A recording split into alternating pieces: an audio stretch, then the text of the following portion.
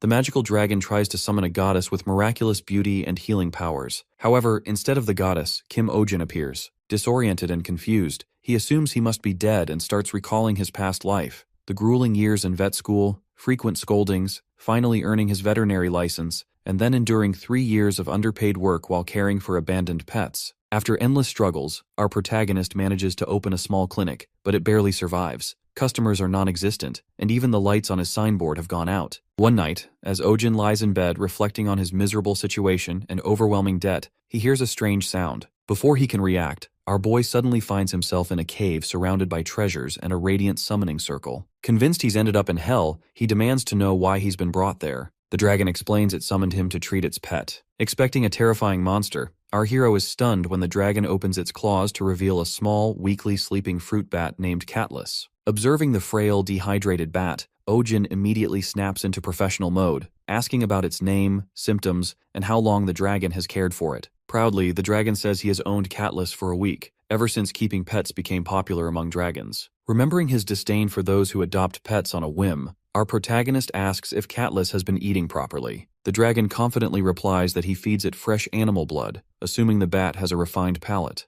Dumbfounded, Ojin lowers his head in disbelief, recognizing this as his least favorite kind of owner, those who know nothing about their pets. Frustrated, he informs the dragon that fruit bats don't drink blood, only vampire bats do. Catless, he explains, has been starving for a week. Embarrassed, the dragon admits it's his first time keeping a bat. Ojin scolds him for not researching beforehand and points out that the cave's freezing temperature could be fatal if the bat wakes from hibernation. The dragon protests that he is an ice dragon, but our boy sternly insists that this environment is still unsuitable for a bat. Feeling remorseful, the dragon lowers his head and apologizes to Catless, promising to get fruit right away and return the bat to its original home. Grateful for Ojin's help, the dragon offers to grant him a wish as a token of thanks. He jokingly asks to be reincarnated as a rich Arab prince or a villainous heir. Perplexed by the odd request, the dragon removes his necklace and gives it to Ojin, explaining that it is a magical pendant capable of granting any wish, provided it is not fueled by ill intent. As the pendant begins to glow, our protagonist concludes he must be in the afterlife. Just before vanishing, he quickly wishes to return to the early days of Bitcoin.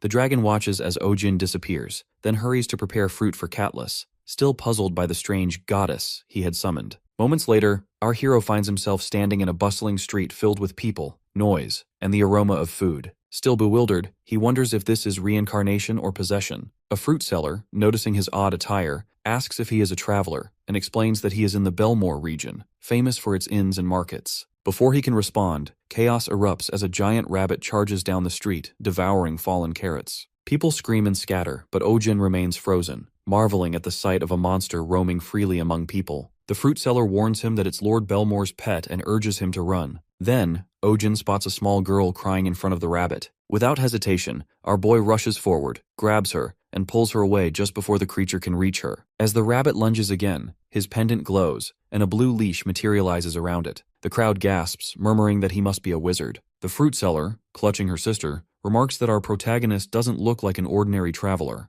Lord Belmore soon arrives, furious to see his pet restrained. Ojin explains that the rabbit nearly attacked a child, but Belmore refuses to believe it. Losing patience, our hero snaps that the worst pet owners are those who ignore their pet's faults, warning that the rabbit's bite could easily crush a skull. The fruit seller and her sister exchange approving glances at his candor. Examining the rabbit more closely, Ojin notices its ears and realizes it's a domestic rabbit suffering from stress and overfeeding. When he questions its behavior, Belmore admits that the rabbit, Elizabeth, often pulls out her own fur. Ojin explains that such stress could be fatal and advises against taking her into crowded places. When Belmore asks about exercise, our boy suggests letting her move freely at home and discourages spoiling her. Shocked and ashamed, Belmore tears up, admitting that people ridicule him for raising a rabbit, but Ojin clearly understands animals better than anyone else. Belmore summons his butler, gives Ojin a pouch of coins, and asks him to check on Elizabeth from time to time. After apologizing to his pet, he leaves with her, while our protagonist mutters under his breath that he won't be visiting this place again. Suddenly, people gather around, cheering and praising Ojin's bravery. The fruit seller thanks him for saving her stall and offers him a discount.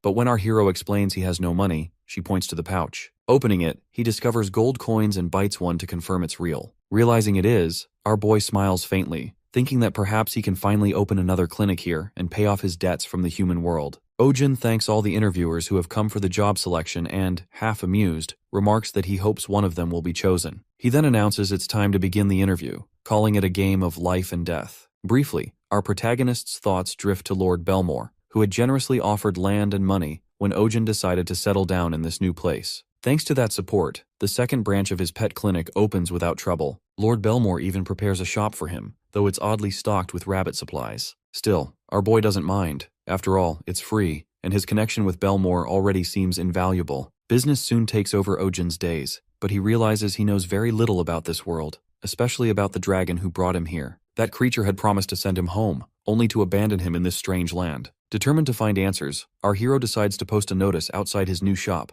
Animal Hospital Hiring Staff. Maybe he'll find someone who can manage both assistant and technician duties. When interviews begin, Ojin sits upright, studying the line of applicants. The first candidate, Thomas, proudly discusses his noble background, strict father, and gentle mother. Our protagonist listens for a moment, but soon grows weary of the man's self-importance. The next candidate, Philip, claims his family has been in the animal business for generations. This sounds promising at first, until he reveals they run a butcher shop. That's enough for Ojin to mentally cross him off the list. Apparently, finding normal people in this world is more challenging than expected. The third candidate steps forward, a man with a pale, tense expression and eyes that spell trouble. Our boy reminds himself not to judge by appearances, but his patience snaps when the man suddenly throws himself to the floor, begging to be hired. That seals it. Ojin decides he will absolutely judge people by how they look from now on. Before he can respond, a young woman steps out from the line of applicants. Without a word, she punches the man in the face, sending him flying across the room. She introduces herself as Selena, a roaming animal expert with experience in basic treatments. Her confidence and composure leave a strong impression, so Ojin hires her on the spot. The next afternoon, our protagonist sits inside his cozy new clinic, basking in the warm sunlight streaming through the window. It's already noon,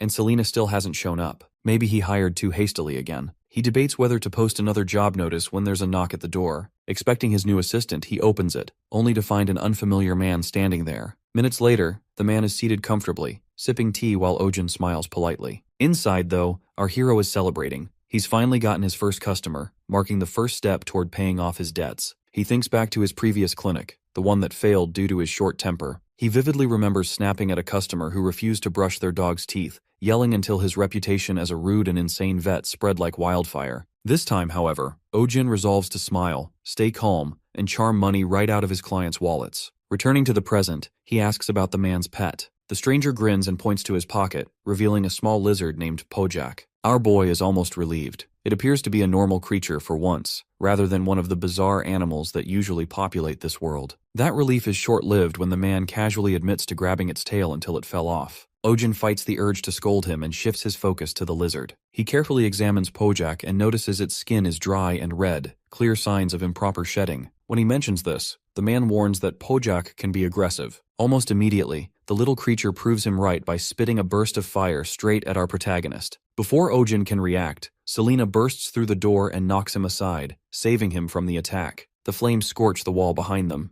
Dazed and bleeding slightly from his mouth, Ojin mutters that getting hit might have been less painful. As he regains his composure, he realizes his first patient at the new branch is a salamander, a fire-breathing lizard that can't be handled bare-handed. He wonders if the clinic even has anything fireproof. Meanwhile, the man gazes dreamily at Selena, calling her beautiful, while she questions him about where he found the creature. He proudly explains he picked it up from the mountain behind the village, claiming it was love at first sight. Selena tells him that keeping a salamander is illegal, as they're endangered due to overhunting. Still, she reassures him that if they claim to be holding it temporarily for medical treatment, the authorities will likely overlook it as long as he releases the animal afterward. However, the man clutches Pojak tightly, his eyes filling with tears, and refuses to let go. Suddenly he bolts for the door, shouting that no one can separate him from his beloved salamander. Ojin stands in disbelief, staring at the open doorway. Selena hesitates for a moment before our hero snaps at her to go after him. And just like that, the clinic's very first examination turns into a ridiculous chase through town, a fitting beginning to another unpredictable chapter in Ojin's new life. Ojin sends Selena ahead to chase after the man, and the market bursts into motion. The fruit stall lady, who had just been humming about how peaceful things felt without the Lord Reverend's constant interference, quickly realizes that peace never lasts. She ducks behind her stall as the commotion sweeps by, deciding it's best to remain uninvolved. The man darts through the crowd, clutching something tightly to his chest with desperate determination, while our boy follows, out of breath but unwilling to give up. The stall lady watches the chaos and murmurs that whatever is happening, it's not her concern. The fleeing man mutters frantically about people trying to steal Pojak from him. Our protagonist and Selina continue the chase until exhaustion finally slows them down. Catching her breath, she remarks that Ojin could use more exercise, then refocuses on the salamander's urgent condition. He admits the creature's molt has layered dangerously and requires immediate help. Selina's expression hardens as she recalls the risk. A salamander that fails to molt will eventually erupt, its inner fire destroying everything nearby. There's no time to rest. They must find the creature before disaster strikes. Meanwhile, believing he's safe, the man returns home. Relieved, he places Pojak on the table, calling it fate that they're together. His euphoria quickly transforms into artistic inspiration as he begins to sing, letting a strange melody fill the air. Suddenly, panic replaces his creative mood when Pojak's body trembles and bursts into flames. In moments, his home is engulfed in fire. Coughing amid the smoke, the man tries to reason with the salamander, reaching out as though affection could calm the blaze. Pojak answers with another fiery blast, the flames growing even fiercer. Selina arrives just in time to drag the man to safety, while our hero braces himself against the heat, determined to restrain the creature gone wild. He ruefully thinks a fire extinguisher would be useful right about now, then his pendant glows. When the light fades, Ojin finds exactly that in his hand. There's no time to question this miracle. He rushes forward, dousing the flames until the salamander's resistance fades and the room falls quiet, save for the faint hiss of steam. As the fire dies away, Selina checks their surroundings. The man sits amid the ruins, muttering that the rampage must have been caused by the failed molt. He insists he'll care for Pojak better next time, his tone clinging to misplaced affection. Our protagonist regards him quietly, wondering if the man has any idea what true care means. Love without understanding, Ojin thinks, is just selfishness dressed up as devotion.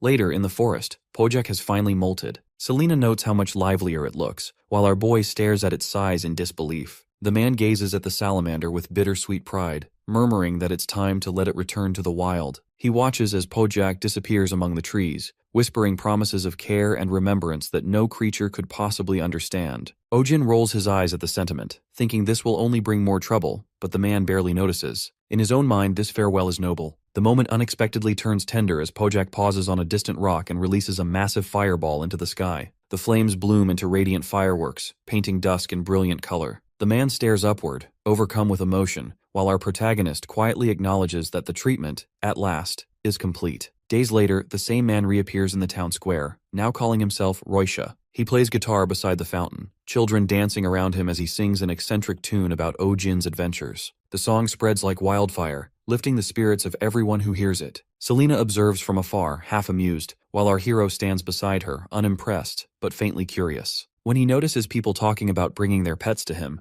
Ojin even finds himself praising Roisha's singing. Soon after, the consequences arrive. Outside Ojin's pet clinic, a crowd forms so large it blocks the entire street. Dozens shout his name, demanding treatment and desperate for attention. Our boy sits frozen, realizing his quiet days are over. Selina, eyeing the endless line, mutters that she might as well resign. Amid the clamor and confusion, Ojin realizes their little clinic has, quite accidentally, become the busiest place in town. It's a regular morning, birds chirping outside Ojin's clinic as a long line of people gathers at the door. He finishes examining a patient and lets them know the session is over, advising a follow-up to check progress. Selina stands beside him, commenting that at this rate he'll become a corpse before next week and should earn while he can. Our boy calls for the next patient, reflecting on how it's been 2 months since opening and the second clinic is thriving, thanks in part to those cheerful morning birds. The first few days were rough with so many customers, but after seeing the earnings, things settled down. A customer pokes their head in and asks if they're still open. Selina immediately says they're closed, but Ojin lets the person in anyway. While treating the patient, our protagonist reflects on what he's learned about this world. Outside, people chat about their pets. One mentions Coco hasn't been eating well, another points out a cat's bloodshot eye. Dogs and cats remain close to humans here,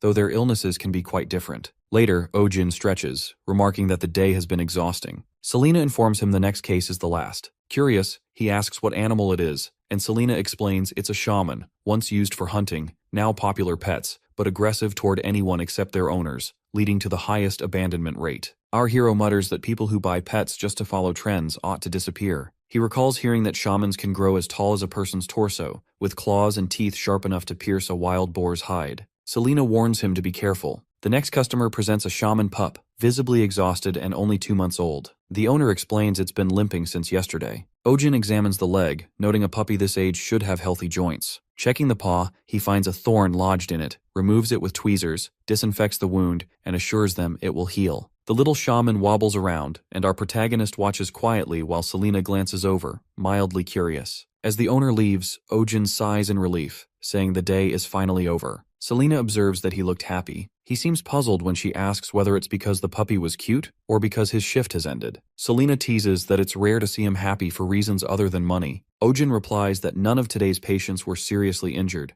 and explains that the hardest part of being a vet is seeing sick animals. The more he cares, the more it hurts, so he tries to remain detached. His thoughts wander to a customer from his old world, someone who left their pet for an extra month while vacationing. Our boy recalls greeting them sharply and realizes that since then, he started scolding guardians more often. As closing time approaches, Selina notes it's getting dark. Ojin mentions the large number of customers and urges her to move faster before sunset. Suddenly, the same man from the interview appears outside, calling for help. Ojin turns to Selina, asking if she can handle exorcisms. She responds that maybe she could, if physical attacks actually worked on spirits. The man bursts in, grabs our protagonist, and drags him out through the window, leaving Selina speechless. Later, in the forest, Ojin lies on the ground while the man apologizes repeatedly, insisting he didn't expect our hero to be so out of shape that he couldn't climb a hill. Ojin demands to know who he is, realizing this isn't a ghost. The man introduces himself as Schwein, an administrative civil servant for the territory, and explains he brought our protagonist there after hearing about his talent for calming the Lord's rabbit. Schwein asks him to catch a stray dog. Ojin refuses, arguing he's a vet, not an animal rescuer. Selina, appearing nearby, adds pointedly that they're not a rescue team. Schwein insists they're the only hope left, explaining that 2 months ago the stray took over a spot in the middle of the mountain, right where their new trail construction is set to begin. They've tried to catch it, but the dog is too fast, and construction starts the day after tomorrow. If they can't capture it, troops will be sent, and the animal will be killed on sight. Our hero falls silent before finally asking where the dog is now, clarifying he's never captured animals and only wants to observe first. Schwein agrees, saying it's a bit further up the mountain. Ojin reminds him he hasn't agreed yet. He's just there to take a look. Selina, with a knowing smile, remarks that he's definitely going to end up doing it. At the site, Schwein points out where the stray usually stays. Suddenly, a noise catches their attention, and a shaman emerges from the shadows. Ojin recognizes it at once, while Selina notes that many people raise shamans, but just as many end up abandoning them. Many people keep shamans these days because it has become a trend, yet most end up neglected and forgotten. When Ojin observes the state of the shaman before him, he can tell it has been surviving alone for nearly 2 months, and probably hasn't eaten properly that entire time. Suddenly, a strange sound echoes from the forest, startling everyone. Assuming it to be some sort of monster, our protagonist turns toward the noise, just as the shaman lets out a piercing shriek and lunges at him. Selina swiftly steps in, pulling our boy out of harm's way and warning that it's dangerous to stay so close. Ojin remarks that turning your back and running from an enraged dog is the worst possible reaction, while Selina retorts that doing nothing would just let the animal tear them apart. Then our hero explains that running will only provoke the creature further. They need to find a way to divert its focus. Before he can finish his thought, the shaman unexpectedly goes still. Everyone freezes, stunned by the sudden calm, and our protagonist wonders aloud why it stopped. He recalls Schwein describing the animal as a hunting dog and points out that such a creature, if truly angered, wouldn't retreat so easily. Yet right before their eyes, the shaman quietly wanders back into the forest. Selina mutters that no one can truly grasp what goes on in a dog's mind. Meanwhile, Schwein explains how the creature frequently chases people away, its behavior having become such a nuisance that villagers from the nearby settlement send in constant complaints. As Ojin listens, he sinks into thought before curiosity takes hold. He asks what kind of complaints they've received, and Schwein describes how the locals refer to the animal as a vicious beast that roams the mountain, one they consider dangerous and demand to be captured. Our hero reflects on this, then wonders aloud if anyone has ever actually been injured by it. Schwein starts to agree instinctively, but, after pausing for a moment, admits that not a single person has ever been harmed. Turning to Selina, our protagonist recalls that she once mentioned the loyalty of shamans toward their masters, and asks if she still believes it. Selina confirms that she does, and Ojin's expression shifts slightly, as though something has just clicked in his mind. The next morning, Ojin and Selina set out toward the nearest village at the base of the mountain. Their focus shifts from confronting the stray to uncovering the story behind it. Now, our boy seeks the dog's former owner, believing that understanding its past is the key to reaching it. Though time is short and other methods might seem easier, he knows that simply trapping the animal with food will not work. The dog's frail, hungry body speaks of something stronger than instinct, an unbroken bond that hunger cannot override. As they walk, memories and thoughts intertwine in Ojin's mind. He remembers how some owners issue a gentle command for their pets to stay, assuring them they'll return soon, only to disappear and never come back. That same kind of loyalty and betrayal must lie at the heart of this dog's suffering. Our protagonist has seen people capable of abandoning those who trust them most, and the idea fills him with quiet anger. Resolute,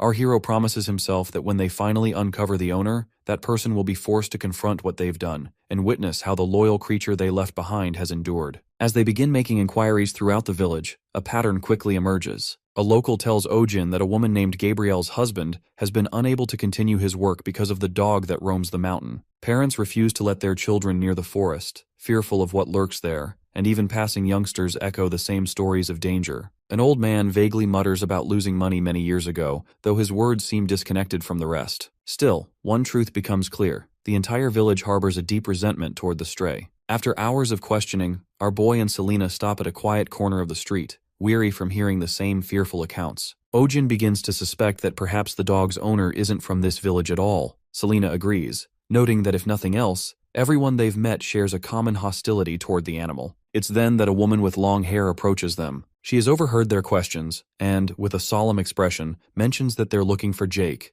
the man who once owned the dog. She urges them to follow her and leads them toward Jake's house. Ojin notices how distant the home is, almost hidden among the trees, and the woman explains that Jake lived alone, separated from the villagers, which is why so few people knew him. When they reach the small wooden house, she stops near a modest grave by the entrance and quietly reveals that Jake died 2 months earlier in a landslide. She explains he had no family and that she herself arranged the funeral. Furthermore, she insists that Jake never abandoned his dog. He simply never made it back. The woman also confesses she once tried to bring the dog home but failed, and now, with sadness heavy in her tone, she begs them to help the animal, whom she calls Max. The weight of her words sinks deeply into Ojin. A quiet remorse fills him as he realizes how wrongly he had judged the situation. Our hero offers a silent prayer for Jake's peace, expressing his regret, and makes a firm promise that they will save Max, no matter what it requires. Later, back in the forest, Schwein remarks to the officers who have just arrived that he expected them the following day, noting they must have finished their prior mission earlier than anticipated. He suggests postponing their current task, to kill Max, until tomorrow,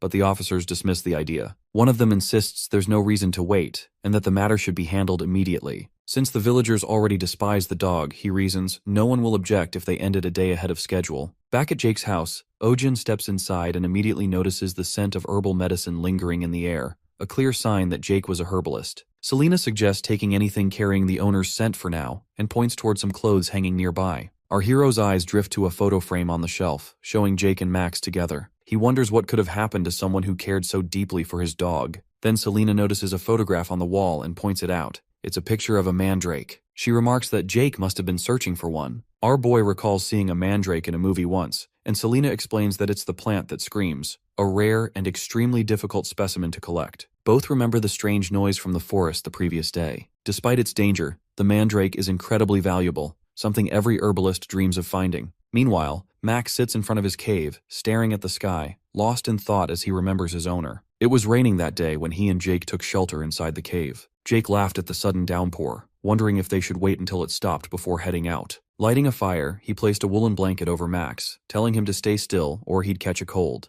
Max cuddled close, and Jake, though exhausted, smiled and said they were lucky to have found shelter. While looking around, Jake noticed a plant growing near the cave wall. Recognizing the shape of its leaves, he realized it was a mandrake. Astonished, he admitted he never thought he'd see one outside of books. Excited, he decided to return home to get his gear, telling Max to wait and promising he'd be right back. Max barked softly, but Jake reassured him it wasn't far. Smiling, he stepped out into the rain. Then, a sudden landslide of massive rocks came crashing down, killing him instantly. Time passed. The fire in the cave died out, but Max continued to wait faithfully. The next week, some tourists passed by. One of them noticed the dog had been there for a while. They assumed he'd been abandoned and, feeling pity, decided to feed him. But when they approached, Max shrieked and backed away in fear, driving them off. Startled, the tourists left, muttering that the dog was dangerous and that it was no wonder the owner had left it. Max returned to the cave and sat again, waiting for Jake, unaware he would never return. In the present, as Max recalls Jake, the officers approach. One suggests there's no need to rush since it's getting late.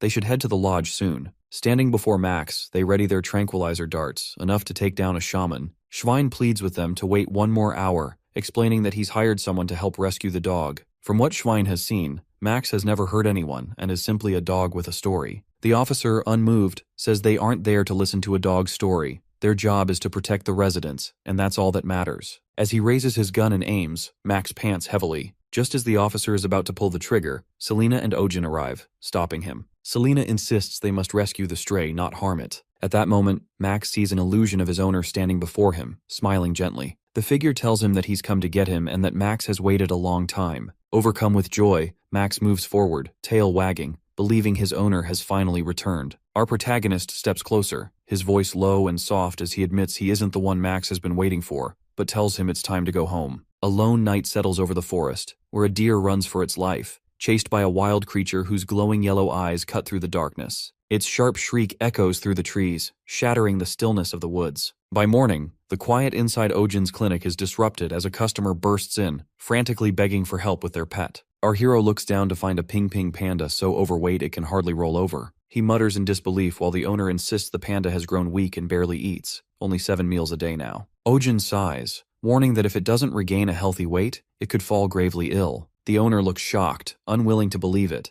and our boy calls for the next patient without another word. Schwein steps in with his usual courteous smile, greeting our protagonist politely. The sight of him reminds Ojin of Max, the dog that once came down from the mountain after losing his owner. Max had lingered for days by his master's grave, unable to accept Jake's death, pitied by everyone in the village until he finally opened up to the one who visited and cared for him, Schwein. When Ojin asks what brings him there and if something has happened to Max, Schwein denies it and instead reveals a mandrake plant from his bag. Selina notices something odd about it. Its root is exposed above the soil, unlike most mandrakes that prefer to stay buried deep. Schwein explains that Jake, before his passing, had discovered the mandrake and decided to keep it as a memento. Yet, when they tried to replant it, the mandrake kept forcing itself out of the ground, screaming endlessly day and night until everyone in the village was forced to wear earplugs. Some even suffered ruptured eardrums. Selina mentions that such behavior can happen, as mandrakes are known to be temperamental about their surroundings. Schwein sighs that the plant has become impossible to manage, noting that it is quiet now only because it is asleep,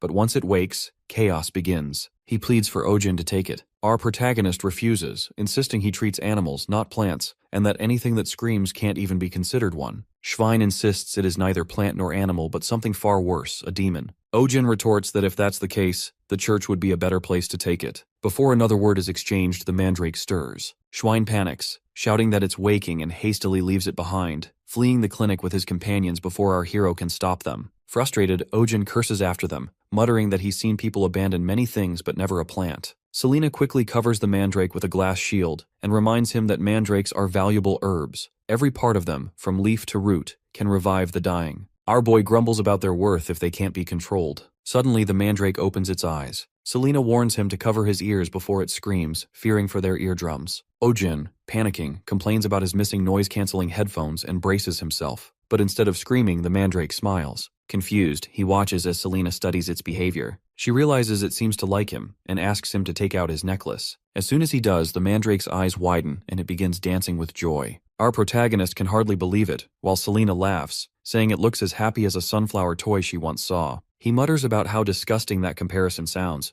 but Selina simply tells him to raise it in his room for now. Despite his protests, he ends up doing just that. Later that night, a loud knock wakes our hero. Half asleep, he complains that night visits cost extra until a woman rushes in with a wounded dog bleeding heavily. Seeing the deep gashes, our protagonist mutters that the injuries are too severe to stop the bleeding. Selina reminds him that mandrake leaves have strong clotting properties, and at his instruction, she approaches the plant. The mandrake watches her suspiciously, so she hesitates, suggesting Ojin should ask it himself. He grumbles at the absurdity of asking a plant for permission, but does it anyway. As soon as he asks for a leaf, the mandrake smiles, dances, and hums softly. Though baffled, our boy takes the leaf and manages to stop the bleeding, saving the dog's life. The woman weeps with gratitude as our protagonist yawns and tells her to return for follow-up care before heading back to bed. Only half an hour later, another urgent knock disturbs his rest. This time, a man stands at the door with a mauled deer in his arms, begging for help. The animal's body is covered in brutal wounds, and Ojin grimly notes that they aren't from hunting, but from someone who seemed to enjoy the cruelty. He mutters about a psychopath being responsible, confusing the villagers, who ask if that is some kind of new monster. When a little girl quietly explains that it is Baron Doyle's pet wolf who does such things for amusement, our protagonist's disbelief turns into outrage. He curses the noble, demanding to know how such behavior is allowed, shouting about the lack of animal protection laws. The villagers remind him that the Baron is untouchable, a noble. Our hero rails against the injustice, shouting about freedom, law, and democracy, concepts the others have never even heard of, until Selena reminds him to focus on treating the deer. A week later, chaos erupts outside the clinic. A large crowd gathers, all shouting for the doctor to save their pets. Exhausted and overwhelmed, Ojin joins the uproar, ranting that he can't live like this anymore and calling for a class revolution. Our boy leads the crowd toward Doyle's mansion, chanting accusations against the Baron and demanding justice for the abused animals until the Baron's guards arrive. When they ask for our protagonist, he mutters that their intelligence is scarily fast and steps forward, claiming his name.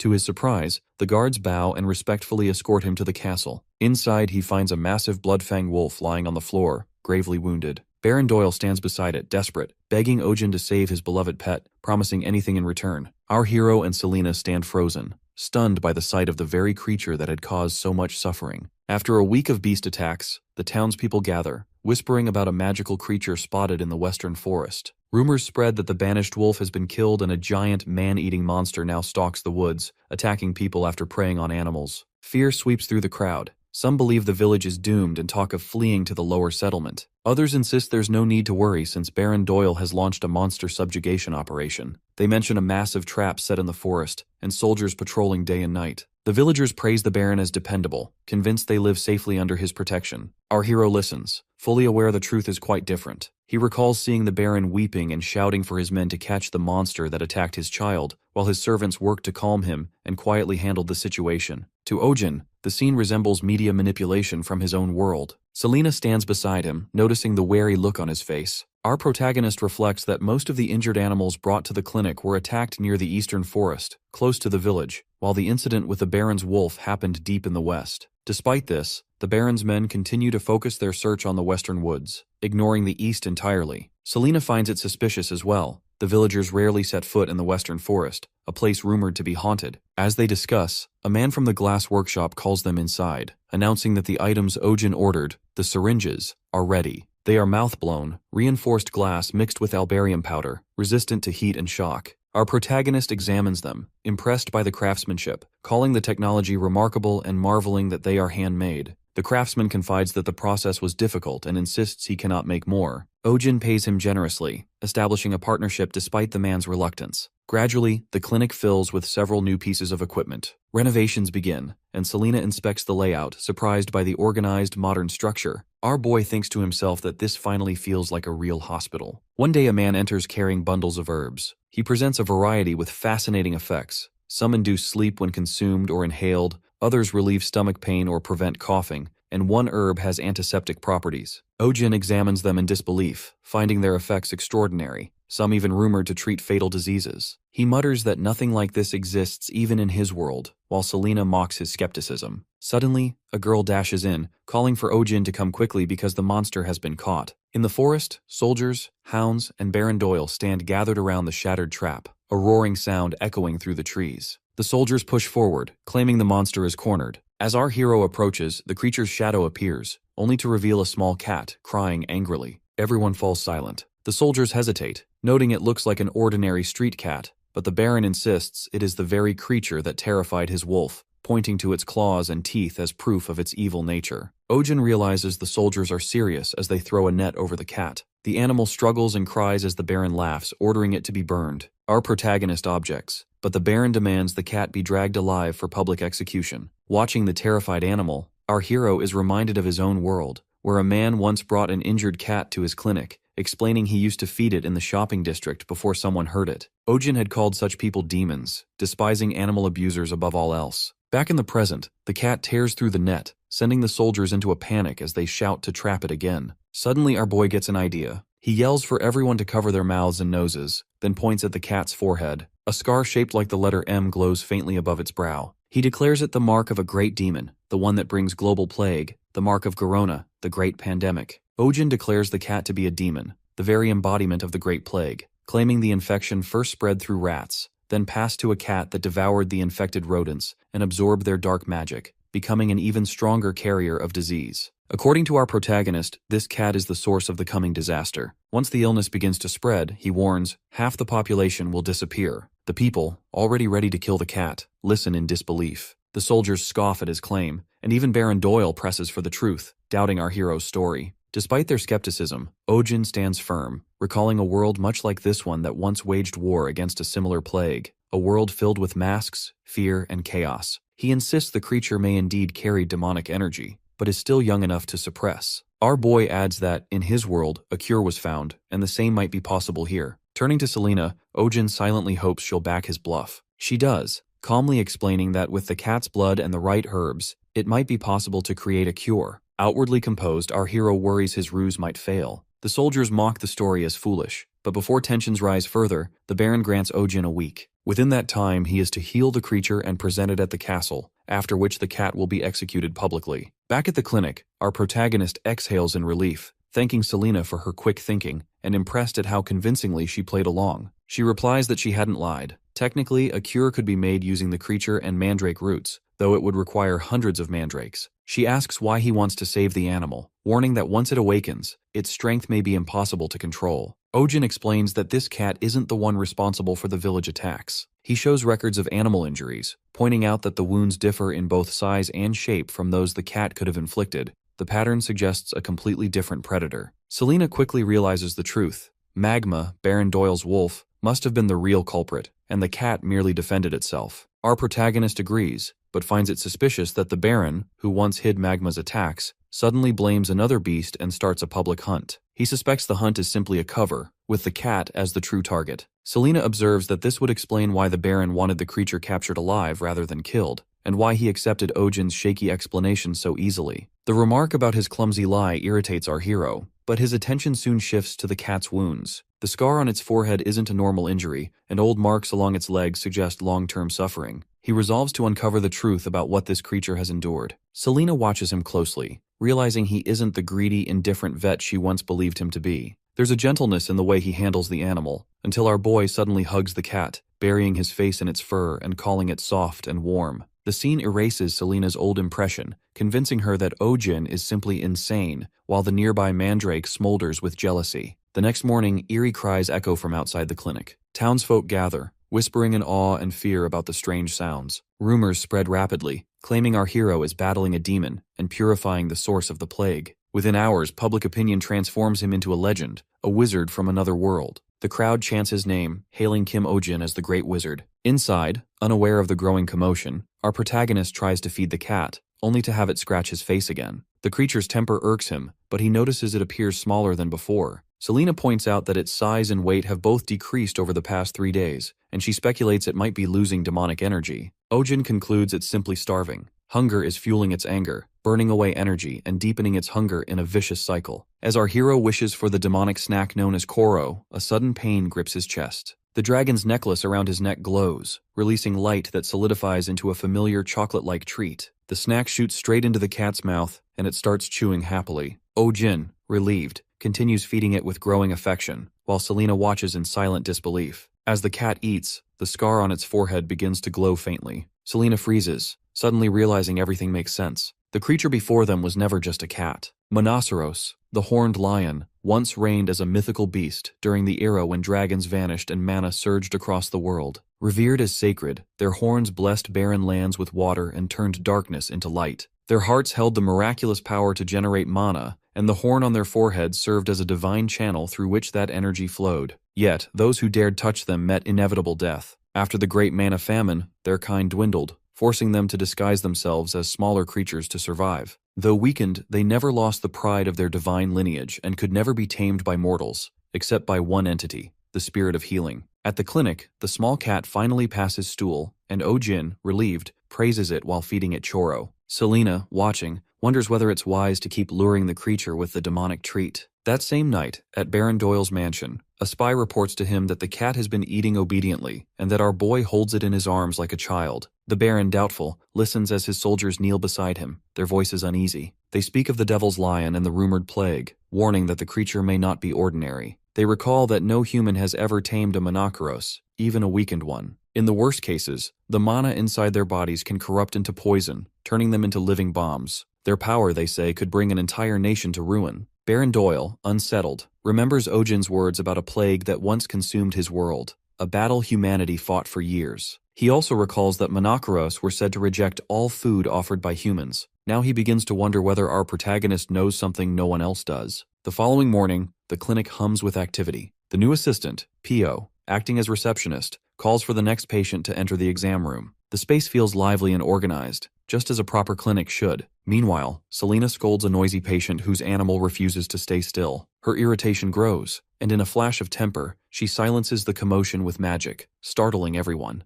Ojin watches, horrified as she repeats her spell on another customer, creating chaos inside the clinic. Then, without warning, Selena requests a sudden half-day leave and disappears. Again. Later, our protagonist discovers her handwritten note declaring her absence without leave. The sloppy calligraphy only fuels his frustration. He rants that even real veterinarians wouldn't act so unprofessionally. Desperate for help, that's why he calls on Pio, a nearby acquaintance, to fill in temporarily. To his surprise, Pio proves exceptionally capable, handling clients, lifting supplies, and maintaining order with cheerful diligence. Her work ethic impresses our hero so much that he starts considering her for a permanent position. Amid the busy day, Ojin notices something odd. The clinic, normally filled with animal noises, has suddenly fallen silent. The next morning, the mystery reveals itself when a familiar patient returns. Ping Ping the hamster. Ojin stares in disbelief. The creature that once weighed barely half a kilogram now appears 10 times larger, nearly the size of a small dog. He wonders aloud if it's turned into a panda. The owner corrects him, calling it a flopper dog.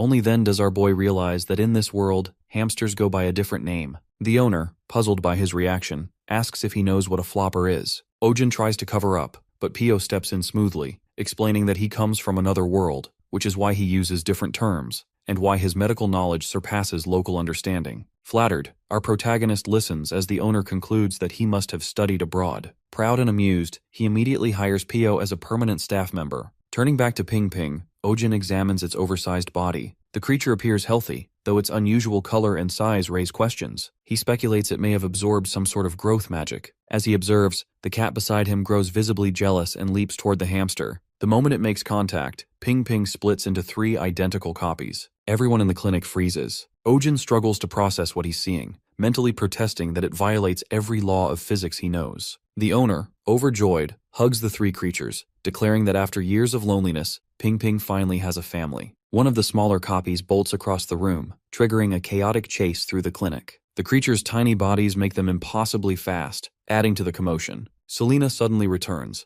appearing out of nowhere. With effortless precision, she captures all 3, 2 in her hands and 1 between her teeth, and declares them to be bloops.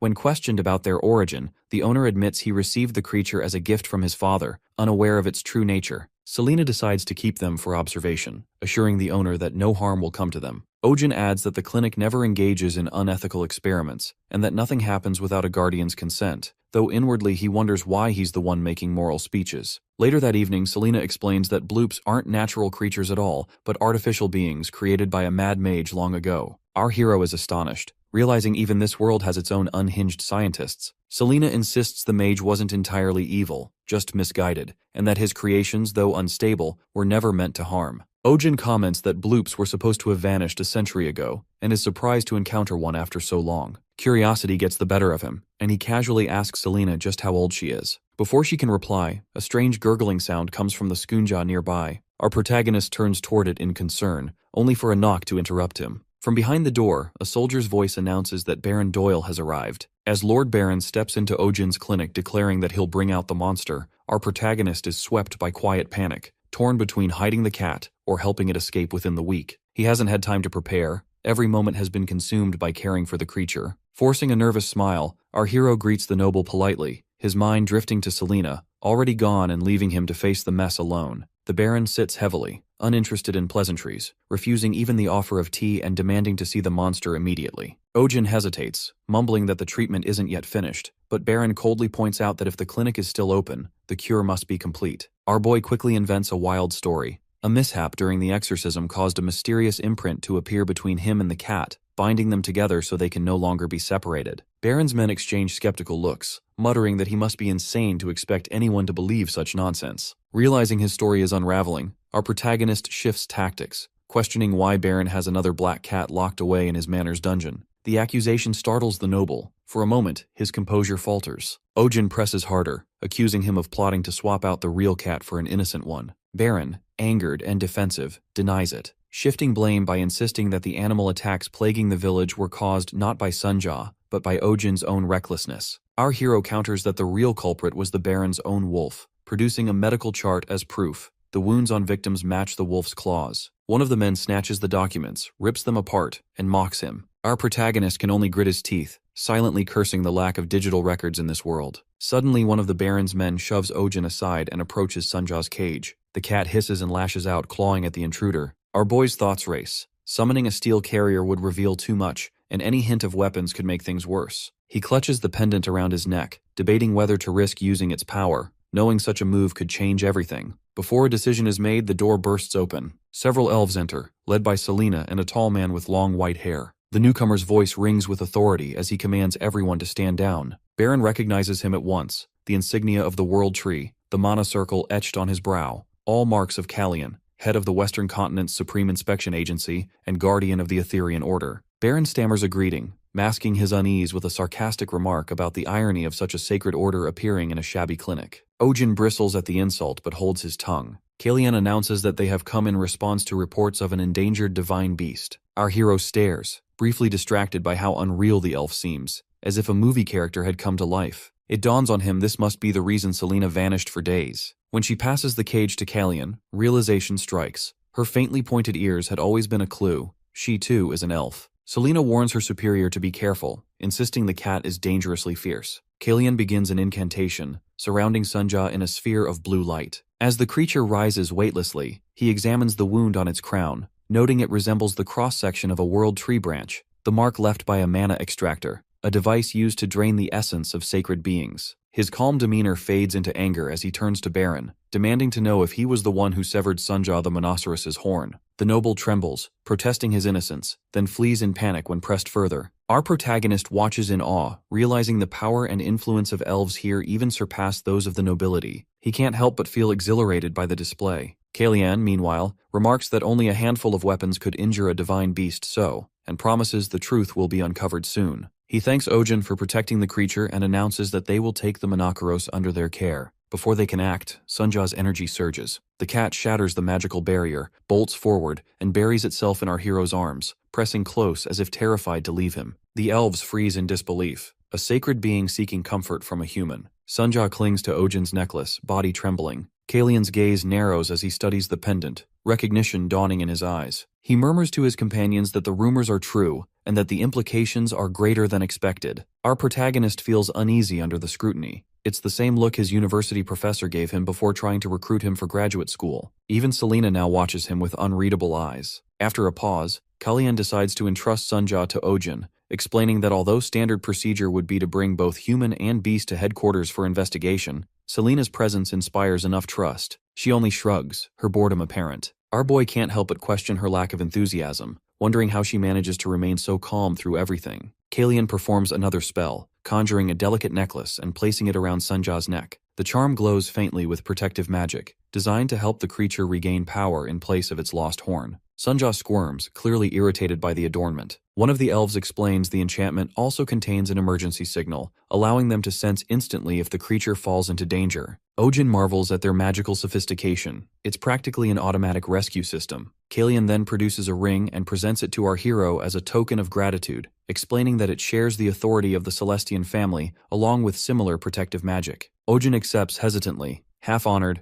half anxious about what burdens the gift might bring. Callian smiles kindly and insists on placing it himself. Though awkward, our protagonist allows it. The elves murmur their approval, noting the ring suits him perfectly. He glances at the shining band on his finger, still uncertain what sort of fate he's just stepped into. Kim Ojin has been single since birth, and now the first ring of his life sits on his hand, an elf's ring glowing faintly with magic that feels far too suspicious. Something about it makes him uneasy. He tries to decline politely, apologizing and saying he can't accept such a gift. Callian, puzzled, asks why, but our hero explains that, as someone who works with his hands, accessories just get in the way. Callian suggests he think of it as armor rather than jewelry, though inwardly he notes that Ojin seems completely out of touch. Still, our protagonist holds firm, repeating that wearing anything on his hands would interfere with his work as a doctor. Callian doesn't argue further. Instead, he murmurs a short chant, and the ring dissolves into light, reshaping itself into a tattoo on Ojin's finger. It looks unexpectedly cool. Callian instructs him to place the emblem over his heart and say his family name, When Ojin does, his finger glows, and a holographic projection of Dyllan appears before him. The elf explains that this magic enables remote communication,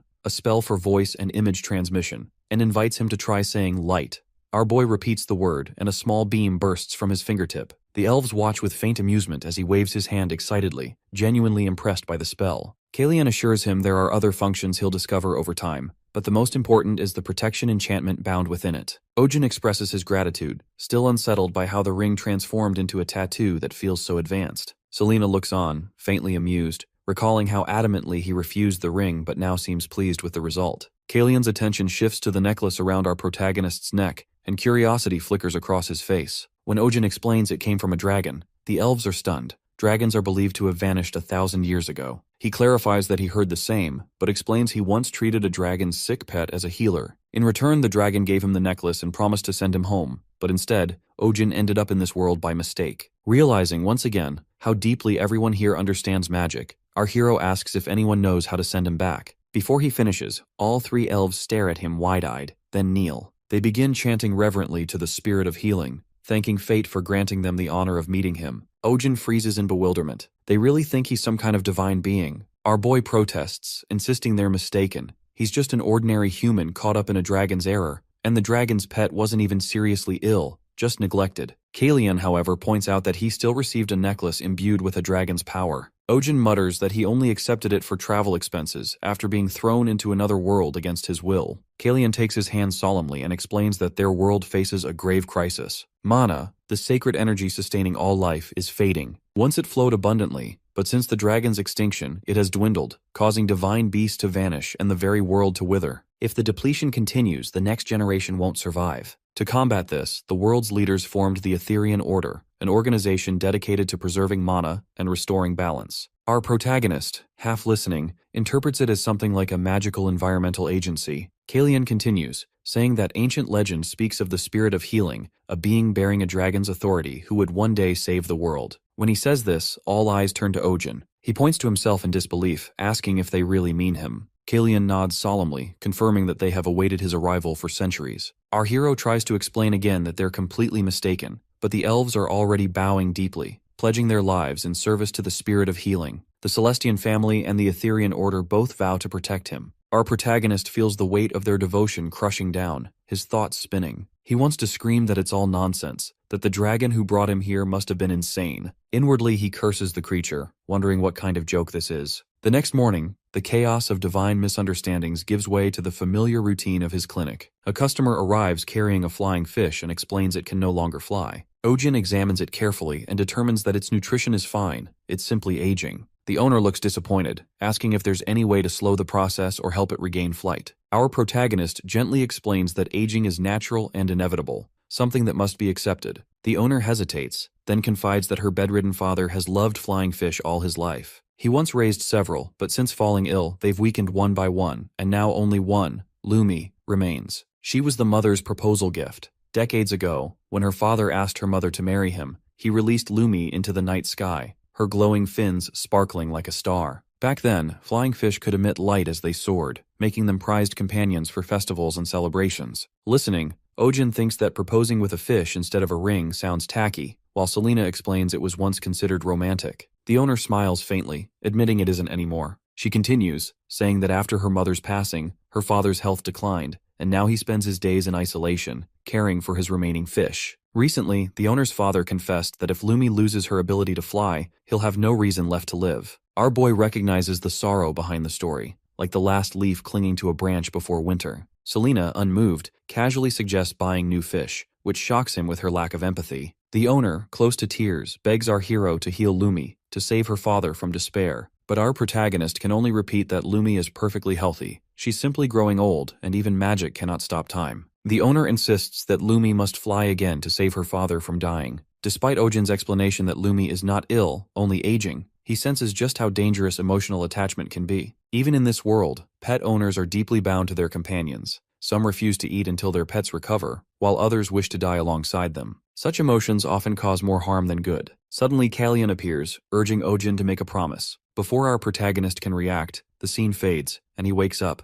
It had all been a dream. In the morning, our hero greets Pio, who immediately notices the dark circles under his eyes. She confesses she also stayed up through the night. Pio assumes he was worrying about Lumi, the flying fish, though he denies it. She reflects that the fish's condition might not be due to aging, but to a lack of mana. She recalls that, when she was young, the glow of flying fish dimmed as the world's mana began to decline, and as mana in the air weakened, the fish gradually lost their ability to fly. Ojin realizes the situation is much like environmental pollution in his own world. The ecosystem here is collapsing in a similar way. He remembers the elves' words about him being destined to save this world. Selena joins the conversation, confirming that the problem extends beyond flying fish. Many animals are falling ill. What's often labeled as aging or unknown illness is actually caused by mana depletion. The clearest proof, she says, is Monokoros, who was once a lion. Our boy recalls that Sunja was originally a lion as well, and though she looks adorable as a cat now, he wonders what her true form was like. He pictures her grooming herself in the same way, even as a lion. A thought occurs to our protagonist. He asks Pio what illness typically affects guardians of the flying fish. She recalls it as a condition that weakens bones, causing easy fractures. Ojin asks Selena about the usual medicine prescribed. She names bloom root for bone healing, blood root for pain relief, and other supportive herbs. When he asks about side effects, Selena mentions that blood root causes fatigue and nerve dulling over time. Our hero immediately recognizes this as the issue and requests a medicine to counter those effects. Selena replies that such a medicine exists, but it cancels out the original effects. Still, our boy insists on knowing how to make it. Selena gestures behind her, and our protagonist realizes she means the mandrake. As he approaches, the mandrake frowns. Ojin explains that he only needs a few leaves, but the plant suddenly screams so loudly that everyone, Selena, Pio, and our hero, covers their ears. The mandrake starts crying, leaving him frustrated.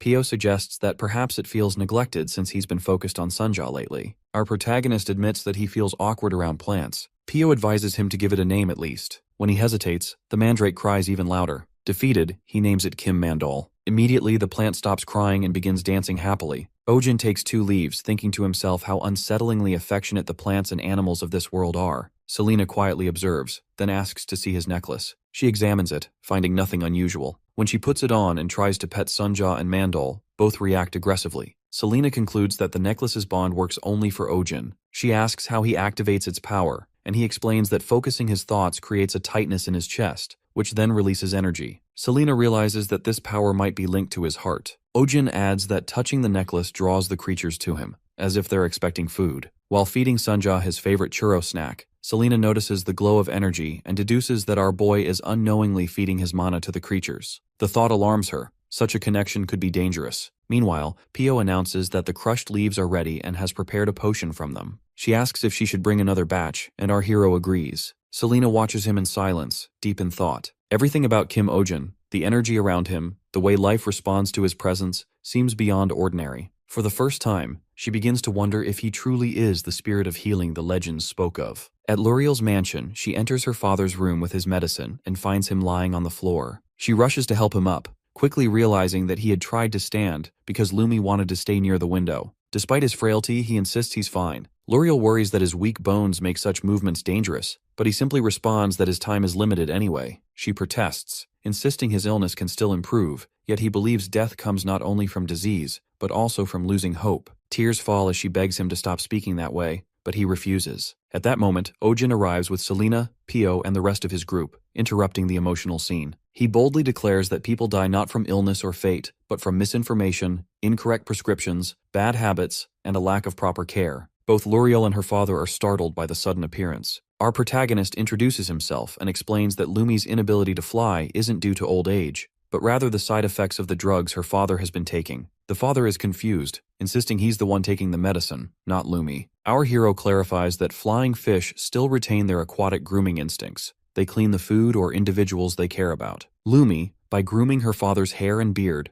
absorbed the medicine's residue through contact. Luriel recalls how Lumi had spent nights near her father, brushing against him. The old man realizes the truth and mutters that this explains why his beard always appeared so shiny. Ojin confirms this and presents syringes containing the cure he developed. He explains that the fish will regain its energy within a day or two. The father jokes he'll shave everything off to avoid repeating the problem. Our protagonist begins the treatment, holding each fish while Pio restrains them so he can inject the medicine. When finished, he notes that it's a fast-acting drug. Moments later, Lumi begins to stir and suddenly lifts into the air, glowing faintly as she flies toward the father. He gazes at her, realizing it isn't a dream. One by one, the other fish begin to glow and rise, their bodies emitting a soft blue light. The entire room fills with shimmering brightness as the fish circle above. Luriel and her father watch in awe. The sight reminds her father of the day he proposed to her mother, using glowing fish that soared into the sky just like this. Holding Lumi, he is deeply moved. Pio observes quietly, understanding that the reaction came from contact with Ojin's blood and mana, and realizing that he isn't ordinary. Selena reaches a similar conclusion, wondering if he's truly the one spoken of in the prophecy, the spirit of healing. Later, Selena meets with Kallian to discuss it. Kallian believes everything aligns perfectly with the prophecy, and asserts that Ojin's bond with Monokeros is irrefutable proof. Selena questions his decision to give our protagonist the ring that does not belong to him, but Kallian insists that the original owner would have approved. He admits that rumors of the spirit of healing will soon spread across the world, and that they plan to use this to uncover the truth behind hidden forces rather than simply chasing enemies. Selena realizes this is why Baron Doyle was released, to draw out those working behind the scenes. Kallian reassures her that Ojin won't be harmed, and points out that it's no coincidence she met him in this village. Selena recalls first seeing our hero when he subdued a giant rabbit in the village while wearing his mysterious necklace. Although she admits he is unique, she remains doubtful that he is the spirit of healing. Kallian tells her to keep watching, reminding her that the prophecy doesn't only speak of salvation, it also warns of the trials that must come before it. Another quiet morning unfolds at Ojin's clinic. Inside, a blob known as the Bloop sits hunched on a leaf once again,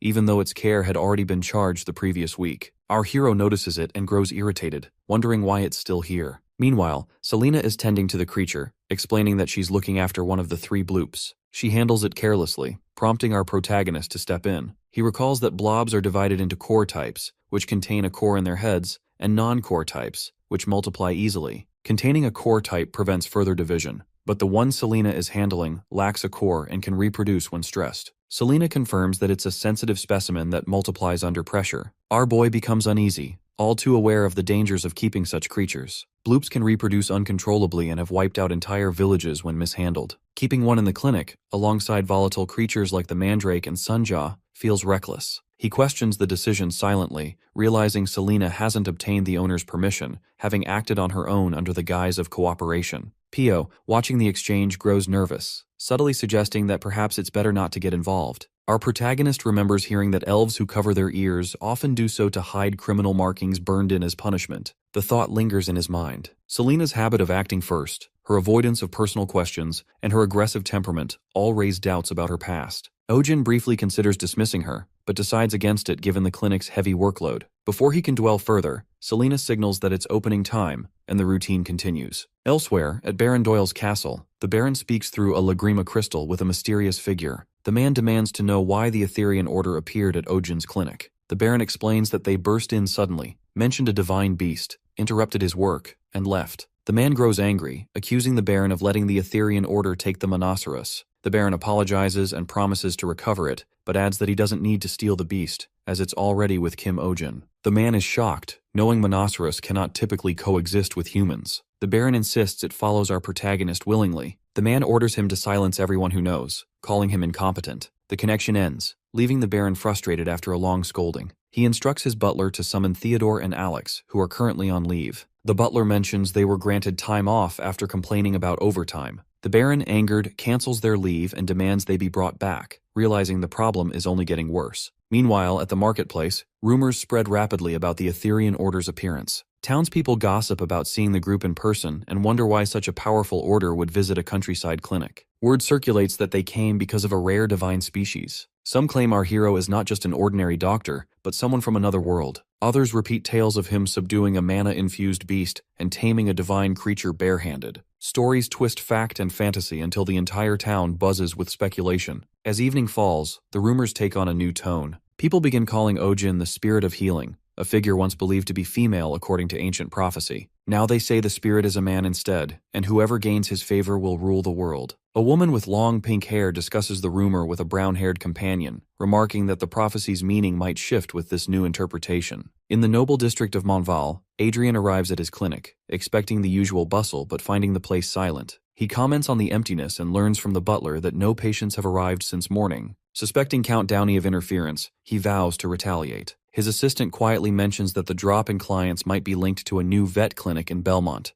Ojin's. Adrian dismisses the idea, reasoning that nobles would never visit a commoner's establishment. Yet his composure falters when he hears that Lady Marianne has cancelled her appointment to visit Ogin's clinic instead. The realization enrages him. Slamming his hand on the desk, Adrian orders his carriage at once, determined to confront the man responsible for his humiliation. Adrian, born into nobility, possessed intelligence, talent, and striking looks, qualities that made his decision to become a veterinarian seem unusual to many. He, however, had a simple reason. He genuinely loved people who adored their pets. With practiced charm, he often reassured anxious owners that their beloved animals would recover, taking satisfaction in easing their worries. Adrian always maintained a clear line between personal and professional life, except when it came to one woman, Lady Marianne Astrid. From the moment she entered his clinic, his heart had chosen her. He often believed he had become a vet solely to treat her unicorn. That conviction turned to bitterness when he learned that Lady Marianne had chosen someone else, a commoner, to treat Lulu, her unicorn. Angered, he ordered his clinic closed for the day and set out for the Astrid estate immediately. At the mansion, Marianne's mother received him politely but with evident disinterest, questioning his unannounced visit. Adrian expressed concern for Lulu, describing the unicorn as sensitive and implying that entrusting her to a random commoner was irresponsible. Her mother corrected him.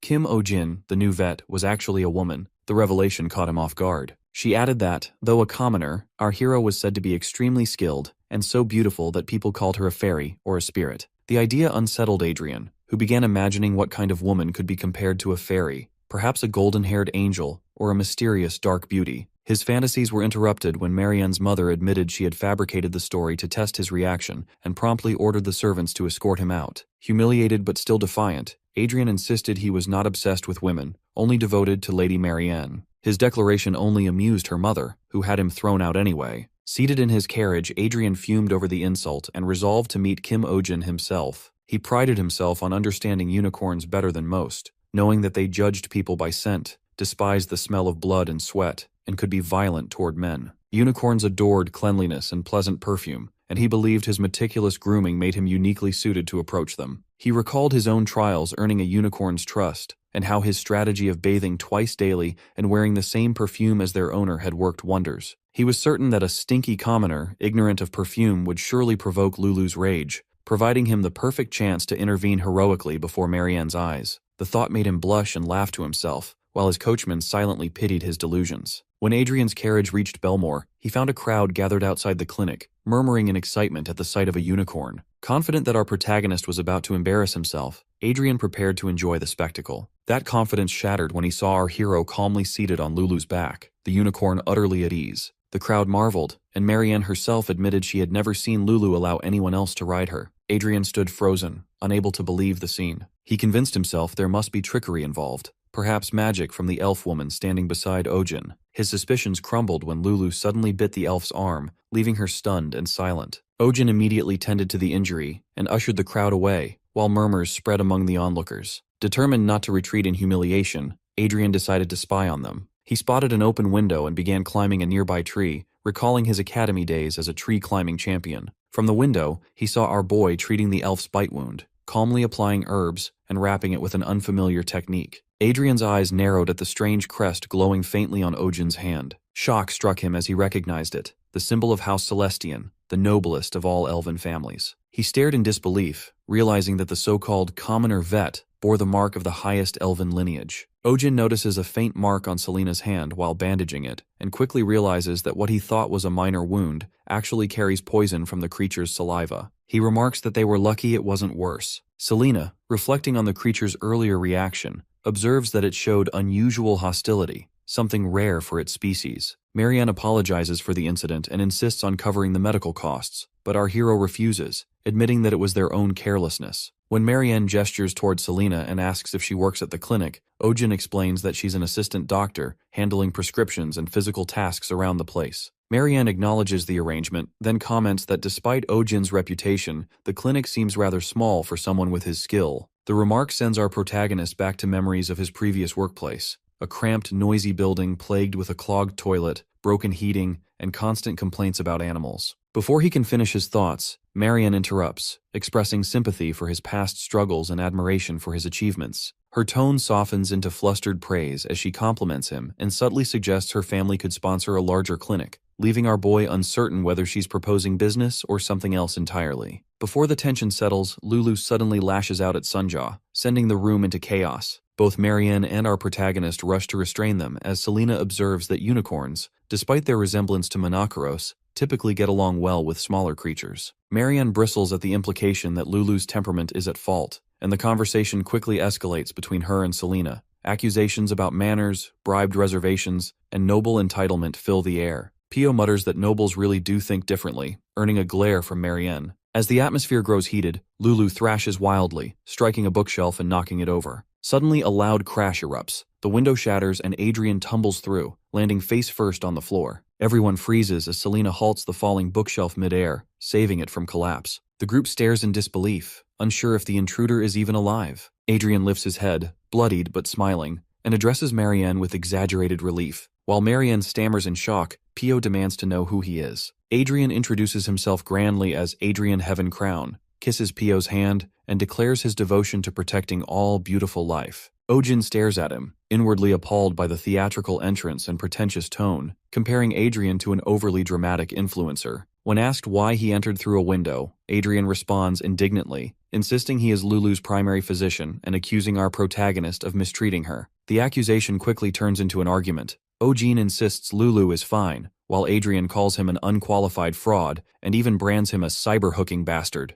Confused, Ojin turns to Selena for an explanation, and she clarifies that it's an insult for a deceitful womanizer who lures people in like a carnivorous plant. Realization dawns on our hero a beat too late, deepening his disbelief. Marianne intervenes, scolding Adrian for his vulgarity, but Adrian presses on, interrogating Ojin about his romantic history. In the midst of the confrontation, Adrian notices a mark on Ojin's hand and accuses him of being tied to a noble bloodline, or something even more scandalous. Pio blurts out that it must be an engagement ring, causing everyone to look at our boy in shock. Flustered, he explains that the token was a gift from someone named Kalyan, but his clarification only deepens the confusion. Before anyone can question further, Lulu begins trembling violently, sweat breaking out along her skin. Moments later, she collapses and everyone rushes to her side. Ojin examines her quickly. Her pupils react normally, and though her breathing is heavy, it isn't critical. He calls for Pio to bring a candle and stethoscope, piecing together the cause. Adrian watches, then grimly announces his own conclusion.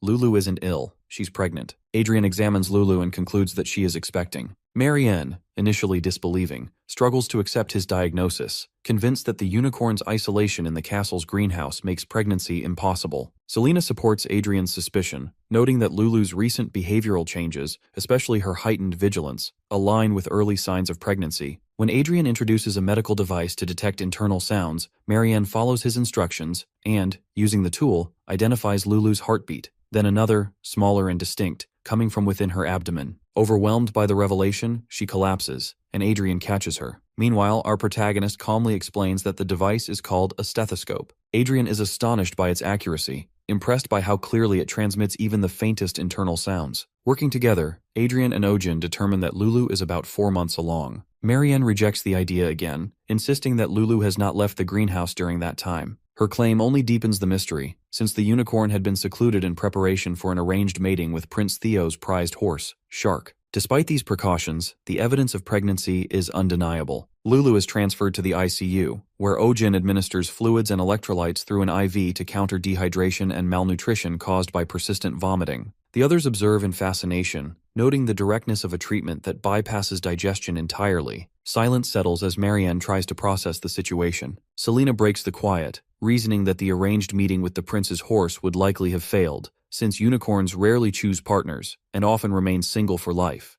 unless they meet one truly worthy. On rare occasions, an exceptional pairing produces a legendary hybrid with a golden body. Adrian suggests sending Lulu to the palace as a royal gift to explain the situation directly to His Highness, believing the prince would welcome such a rare creature. Selena dismisses the idea as unreliable, reminding them that stories of hybrid unicorns are mostly myth and that no one yet knows who the father is. Adrian points out the many distinguished horses raised under Lady Marianne's care, any of which could be possible candidates. Siegfried, admired for speed and beauty, Tara, valued for endurance, Dolly, known for charm, and Black Thunder, famous for strength. Marianne concedes that identifying the true partner is essential before any decision can be made. When Adrian volunteers to assist, Marianne instead appeals to Ojin, hoping his medical insight might uncover the truth. He declines, reminding her that a stethoscope cannot determine lineage. Adrian intervenes, acknowledging that Ojin's instincts and concern for Lulu make him more suited than anyone else to help. Selena adds that the answer may already be close at hand since pregnant unicorns typically display distress when separated from their mates, yet Lulu remained calm throughout the journey. Tracing the timeline, Marianne realizes that Lulu's agitation only began after arriving at their destination. The carriage route provides the first clue. At the stable, Joseph tends to a young mongrel horse, unaware of the tension building around him. When Lulu spots the colt, she becomes visibly emotional, rushing toward it and embracing it with clear recognition.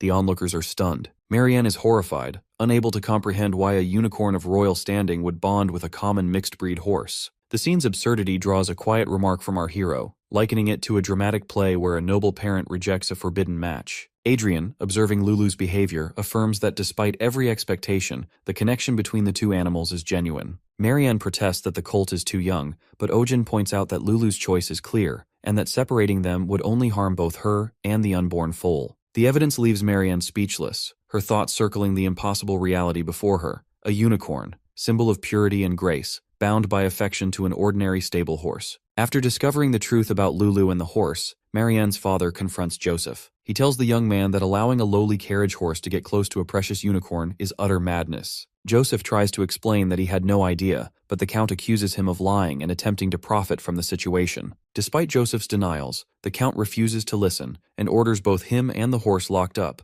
announcing that punishment will be delivered soon. The maids whisper among themselves, agreeing that the Count is being too cruel. Joseph did nothing wrong. They point out that no one can stop animals from being affectionate toward each other. The conversation turns to why Lulu was supposed to be sent to the royal palace, with some realizing she was likely meant as a bribe for the crown princess election at the end of the year. They mention Marianne's participation, and how Lulu could have lived in royal luxury if things had gone as planned, but instead ended up with a carriage horse. One maid comments that Lulu probably takes after her owner. Another hints that there's much people don't know about young Lady Marianne. Suddenly, one maid warns the others to be quiet. Just then, another maid rushes in to report that Lulu's condition has worsened. She started coughing blood. Marianne immediately hurries to Lulu's side and asks what's wrong. The maid explains that Lulu hasn't been able to eat due to morning sickness, and is now vomiting blood. She remembers Selena's warning. Pregnant unicorns become extremely anxious when separated from their partners, and Lulu's health has worsened because of it. The maid cautions that if this continues, the situation could become much more dire. Marianne asks when Ojin will arrive, and the maid replies that a message was sent in the morning, but he's delayed due to the distance. Determined, Marianne decides to find another doctor nearby and orders that the horse be brought to Lulu. The man leading the horse urges it to move faster, while the maids complain about the smell. They say that being locked up is no excuse, and that he should have been cleaned before meeting the young lady. The man insists it was urgent. Marianne silences them and instructs that the horse be sent in. The moment Lulu sees him, she immediately runs to him and presses herself close. Marianne orders warm water, saying she'll clean him herself. The maids are shocked, but she ignores their protests and also instructs them to prepare soup for Lulu. She begins cleaning the horse with a towel dipped in warm water, thinking that he's a heartless animal, yet unable to forget how her own parents once disapproved of her relationship with a merchant's son. She reflects that Lulu could have lived surrounded by luxury,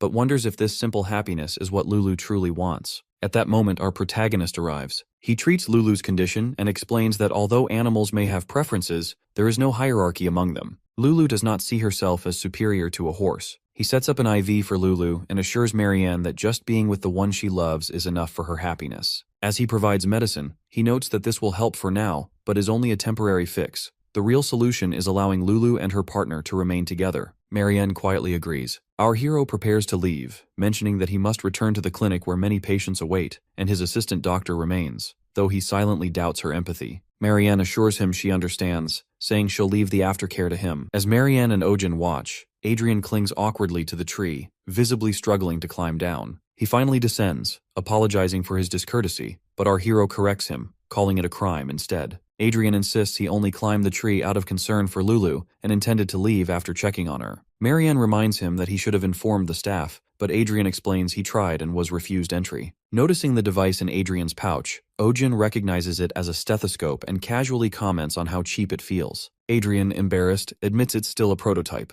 Our protagonist advises that a doctor should have proper tools, then prepares to leave, mentioning his busy patient schedule. Adrian watches him go, thinking that Ojin is a better person than he'd imagined, while our boy thinks the opposite, confirming to himself that Adrian is a strange man. Later that evening, Lulu begins eating on her own and regains some strength, bringing relief to Marianne. Adrian tells her that love and care are the best medicine and praises her for personally tending to Lulu. Marianne reflects that her stubbornness caused Lulu's suffering and admits she should have reunited them sooner, realizing she was perhaps jealous of her unicorn. She recalls how she was once as innocent as Lulu, but over time grew used to judging others by their status and wealth. Adrian remarks that all nobles are like that, but Marianne thinks back to her first love, remembering how she never cared about status, only the beauty in his eyes. She had given up on him for their mutual happiness, and now wonders aloud if she is truly happy. Adrian responds that first loves always end in heartbreak, and that such pain can blind a person to the love already near them. He suggests her true soulmate might already be close. Marianne feels confused, realizing too late what she had overlooked, and decides to withdraw from the princess selection. As Adrian listens, he secretly takes a small box from his pocket, feeling a rare opportunity forming in his heart. He places it before Marianne and starts to speak, but suddenly she declares that she will make her move on Ojin.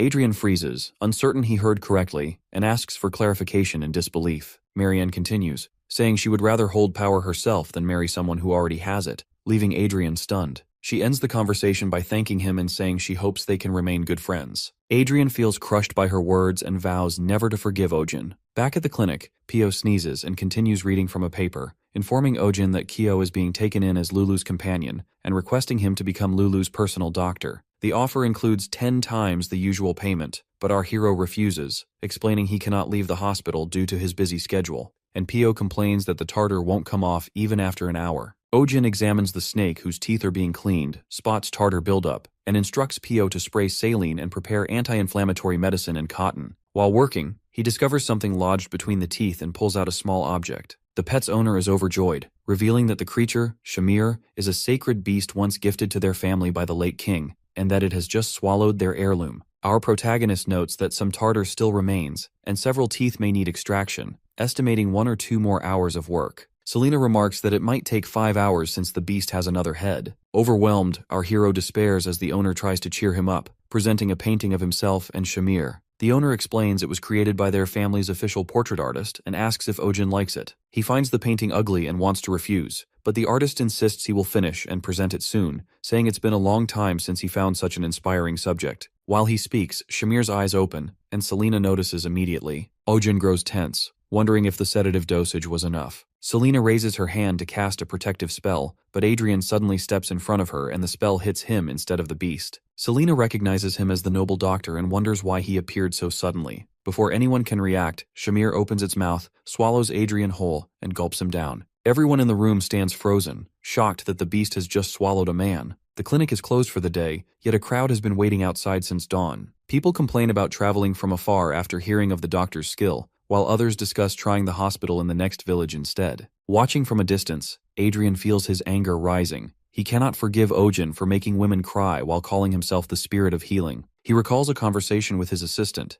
When asked about the spirit of healing, the assistant described it as a legendary being capable of granting the power to rule the world. Adrian had scoffed at the idea, thinking Lady Marian foolish for being swayed by such talk, and believing that he himself looked more like a spirit than Ojin ever could. Yet his mind drifts back to the assistant's words about Ojin's miracles, healing a flying fish, turning a demon apostle into a cat. The stethoscope hanging from Adrian's neck, a gift from our hero, feels heavier as he remembers being asked if he still cherishes it. He had pretended indifference, saying he would return it and asking if a copy existed. The assistant confirmed it. Now, hiding in a tree with binoculars, Adrian muses that he only came to return the tool, wondering why he's here again. Below, our protagonist is treating a hydra. Its 2 heads move weakly as he scrapes tartar from its gums, rinses with water, and applies medicine to prevent inflammation. Watching closely, Adrian feels reluctant admiration, realizing that our boy's medical skill far surpasses his own, even though he'd been a top student at the Royal Academy. Suddenly, the hydra's tail flicks. It begins to wake from sedation. Adrian notices too late as the creature lunges forward toward Helena. He runs to save her, and the hydra swallows him in one gulp. Shock ripples through the crowd. Ojin, momentarily stunned, watches as the hydra's owner cries out in panic. Selena quickly assesses that Adrian has been swallowed whole and prepares to use magic, but our protagonist stops her, noticing the hydra's tongue has turned purple and its breathing is blocked. It has swallowed something too large. Drawing on a method they once practiced, Ojin and Selena move at once. On his count, Selena strikes the hydra sharply, forcing it to perform a Heimlich maneuver. The creature thrashes, and with another strong hit, Adrian is expelled, landing on the ground. The hydra's breathing steadies, and relief spreads among the owners, who praise our hero's medical skill. Our protagonist instructs Selena to check Adrian's condition. She confirms that he is alive but will remain unconscious for a while, due to the magic spell used on the Gemini Hydra. Ojin silently notes that Shamir's condition has also stabilized, though the earlier shock caused bruising on its abdomen. Selena applies ointment and finishes the dressing. Later in the evening, our boy guides the Hydra's owners to be more careful, reminding them that any accident where a pet swallows something is the owner's responsibility. They promise to be cautious, even joking that they'll make sure it never swallows a human again. A few days later, the Baron sends a painting titled The Great Rescue Operation as a gift. Our protagonist dismisses it as bizarre, only to learn that a statue of him saving Adrian from Shamir's mouth has also been made. He feels the world has gone mad. Meanwhile, Adrian remains asleep, unaware of it all, while Pio and Selena watch over him, waiting for him to wake. Adrian wakes up, confused about where he is and what happened. Memories begin to piece themselves together. He was spying on Ojin's clinic, saw the snake awaken, and jumped in to save Selena. The next thing he remembers is being swallowed whole. Inside the darkness, he thinks grimly that it's a fitting end for a vegetarian. If there's another life, maybe being reborn as a unicorn with a beautiful heroine wouldn't be so bad. Suddenly, pain courses through him. He wonders if this is what it feels like to be unborn, silently begging for it to stop. He coughs, and the sound pulls him back to reality. Selena stands beside him, noting that he's conscious now. Adrian, still dizzy, wonders if she's his owner. She tells him not to get up yet. The side effects of the magic will leave him dizzy and nauseous, so he should rest for 2 or 3 days. Adrian quietly agrees. Our protagonist enters with a steaming cup, instructing him to sit up for a moment. He explains that it's medicine for recovery, and insists Adrian drink it all. Adrian obliges, while Ojin mentions he even added some of Mandol's leaves to the brew. He also informs Adrian that Astrid Manor has already been contacted, and that he can rest here for a few more days. Adrian protests, not wanting to impose, but our hero reminds him that as a doctor, he should know health comes first. Adrian thanks him, and our boy says he'll step out so Adrian can rest. As Ojin leaves, Adrian watches and finds himself thinking that our protagonist really is a great guy. Embarrassed about his earlier jealousy, Adrian decides he wants to be more like that someday, until he spots a letter on the side table, an invoice. Loading fee, 500 silver, meal fee, 100 silver, total, 6686 silver. Adrian stares at it and curses Ojin under his breath. Meanwhile, at the clinic, a couple stands with their cat, worried that their pet's gender might be changed. Our hero explains it's just a figure of speech. The cat will be castrated. The couple protests, arguing that it's cruel. Our protagonist patiently reminds them that the cat's energy has been declining, caring for the kittens is hard, and the female's health is suffering from too many births. He asks what solution they would suggest. The owner protests that the cat is still young. Ojin asks if they want to calculate how many more kittens there'll be in 5 years, or if they're secretly selling fennec fox pups. The owner denies it, but argues that if the surgery happens, what pleasure will the cat have left? Used to these discussions, our hero explains that frequent mating causes rapid aging, shortens lifespan,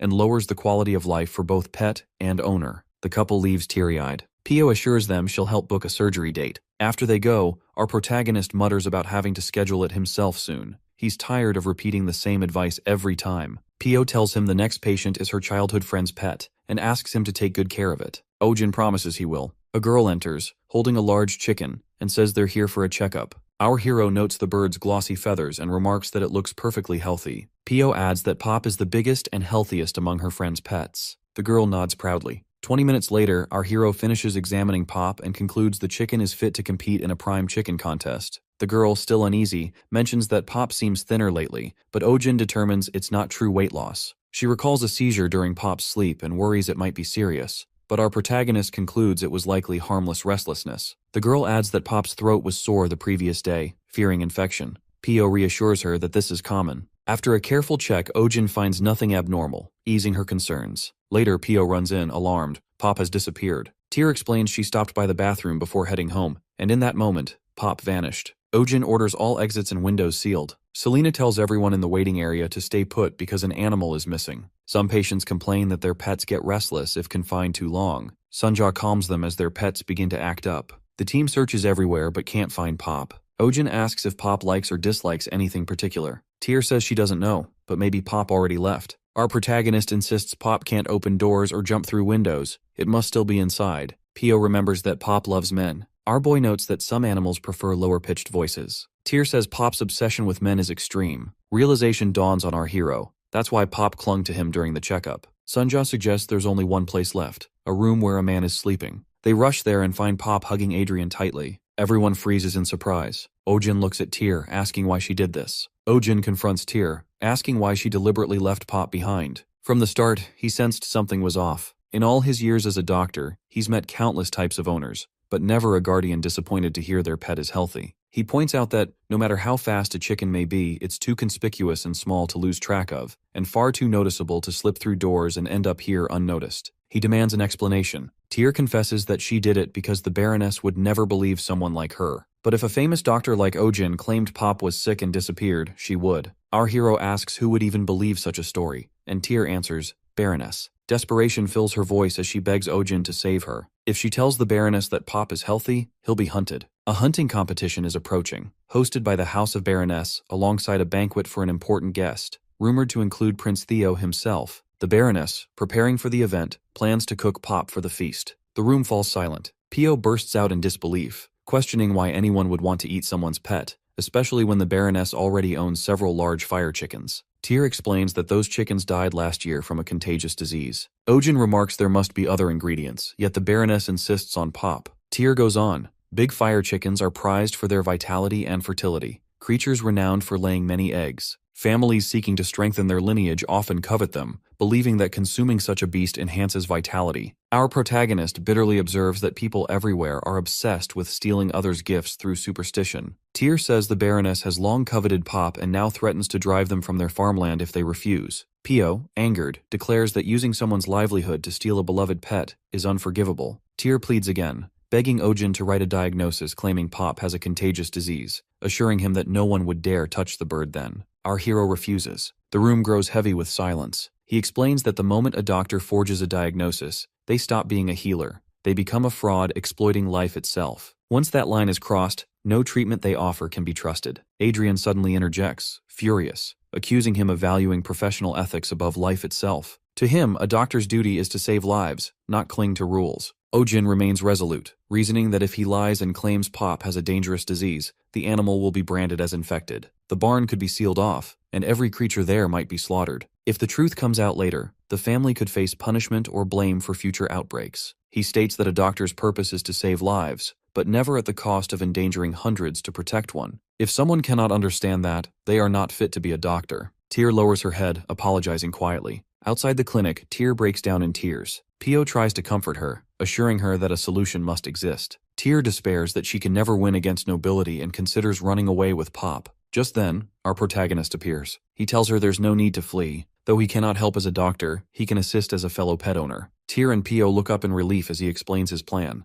Ojin instructs Tyr to spread a rumor in the House of Baroness, and without turning, he calls out to the eavesdroppers nearby. He orders them to come out, especially Adrian, whom he assigns an important role. At the Clay's mansion, gossip fills the air. Guests discuss how Duke Astrid's daughter, Lady Marianne, has withdrawn from the prince consort selection, once considered a strong candidate. The Baroness listens with growing satisfaction, believing this is her daughter's chance to rise. She imagines the moment her daughter becomes the prince's chosen and sees it as revenge against every noble who once mocked them. The upcoming banquet, she thinks, will be the perfect stage to secure her daughter's future. Her plans are interrupted when Adrian appears at the entrance. The Baroness freezes, startled by his presence and captivated by his striking looks. As he approaches with composed grace, he requests to speak with her privately at the table. The Baroness, caught off guard, can only stare, wondering who this impossibly handsome stranger might be. The Baroness, seated beside Adrian, feels as though she is dreaming. Surrounded by admiring glances, she basks in the moment, barely able to believe she is conversing with such a handsome man at her own party. She asks if he graduated from the royal school, and, upon his confirmation, eagerly inquires whether he has met the royal family. Adrian replies that he has, mentioning that he saw Prince Theo often since they attended during the same period. The Baroness immediately takes mental notes, deciding she must update her home's interior to match the latest royal trends. Curious, she asks about the prince's eating habits. Adrian responds with gentle curiosity, wondering if she intends to serve him a meal. Embarrassed, she hesitates, but he reassures her, saying he understands the challenge of preparing a dish for royalty. He offers to introduce her to his regular merchant,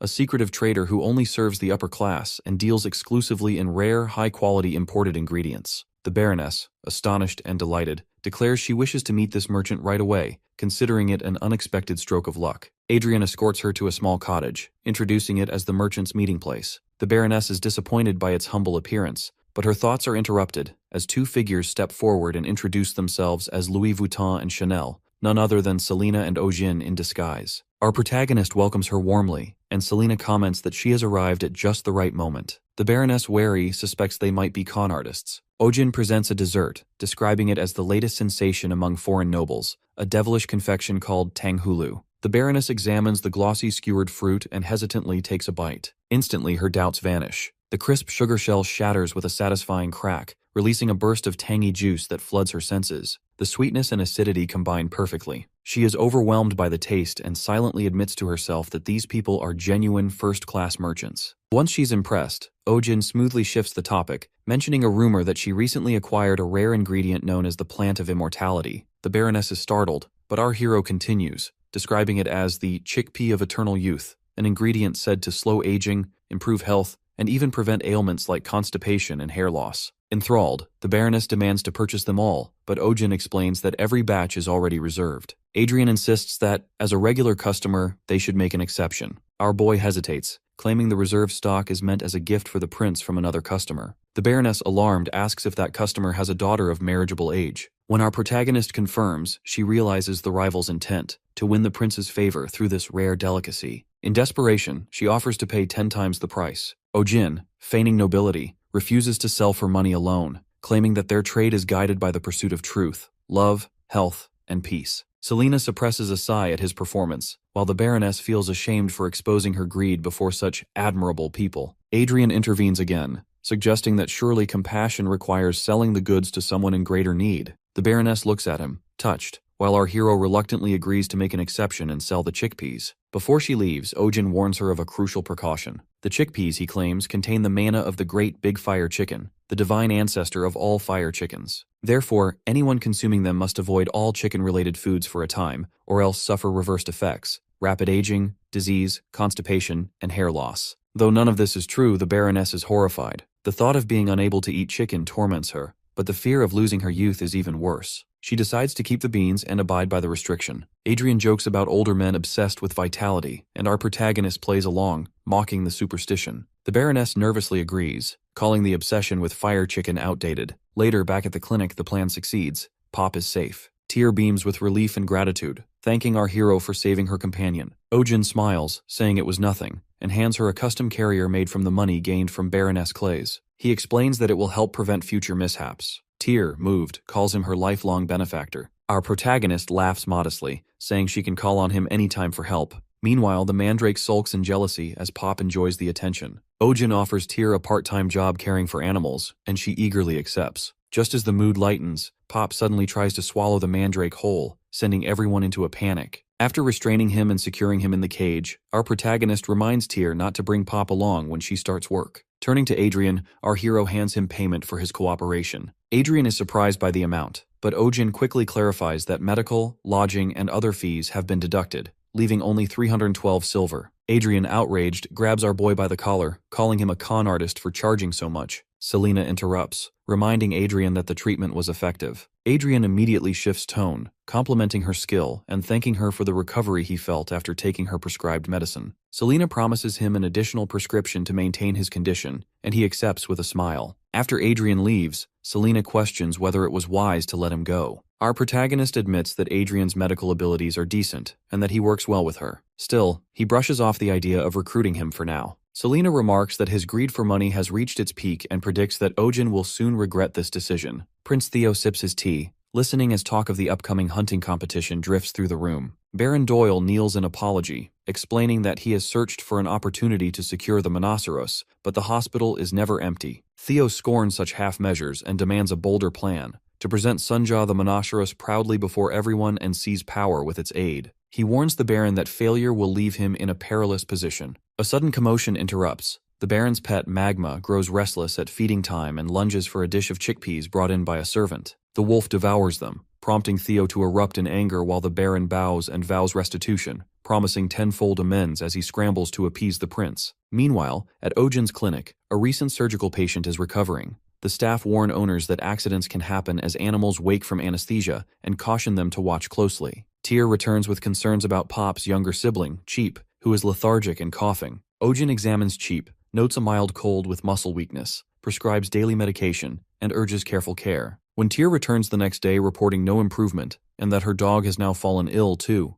Our protagonist recognizes the same symptoms across different species and decides to hospitalize both animals to prevent further spread. Within days, the pattern repeats. Animals from different households arrive with identical signs. Our hero realizes this is more than a simple cold and urgently instructs pet owners to cover their noses and mouths, avoid touching things with hands that have handled sick animals, and to wear gloves. He separates symptomatic animals to the second floor and keeps others on the first. Despite the symptoms being mild, medication brings no progress, and the disease is entirely indifferent to species. Selena warns that at this rate, the outbreak will soon become widespread. Her prediction proves true. The clinic overflows, with desperate owners pleading for care. Forced to turn some patients away, our protagonist watches as every nearby hospital reaches capacity. Lord Baron arrives in a panic about his indoor pet, Elizabeth, who, he insists, should not have contracted anything. A newly acquired turtle is revealed as the likely carrier. Baron inquires about nearby empty properties, and a vacant building in the back alley is offered as a temporary annex. Realizing the scale of the crisis, our hero accepts the loan and suddenly finds himself running a second facility alone,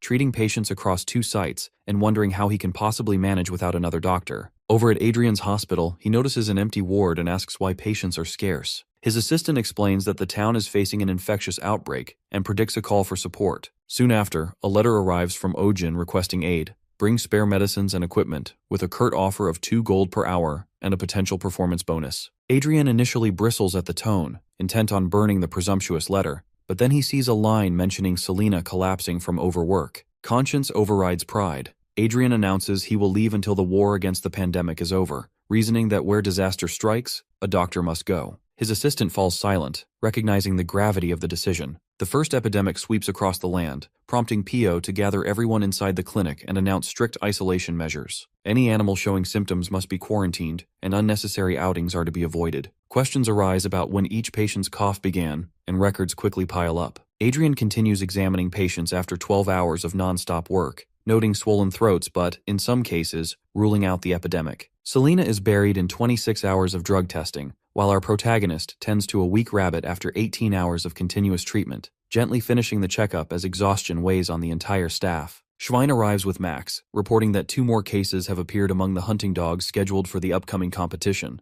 The inpatient ward overflows, and Tyr informs our boy there's no more room. Still, Ojin insists on finding space and continues searching for a cure, assuring everyone that they will do their best. Schwein thanks him, while Adrian questions why they keep admitting patients beyond capacity. Our hero answers through his actions, unwilling to turn anyone away. Pio reports that some guardians are demanding to discharge their pets, thinking mild coughing is harmless. Ojin rejects the idea, explaining that neglect could lead to irreversible damage, especially for working animals like hunting dogs, which would be abandoned if they lose their value. He firmly believes all animals deserve equal care, regardless of their usefulness. Late into the night, our protagonist experiments with antibiotics infused with dragon's power, but all attempts fail. Meanwhile, Selena warns him to stop before overusing the dragon's energy strains his heart. He blames mana instability, and even considers learning alternative medicine. Selena points out that he hasn't slept in 3 days before knocking him unconscious for a forced rest. 5 hours later, Ojin wakes in a daze, being fed by Tyr with fresh food. He realizes the egg is from Pop,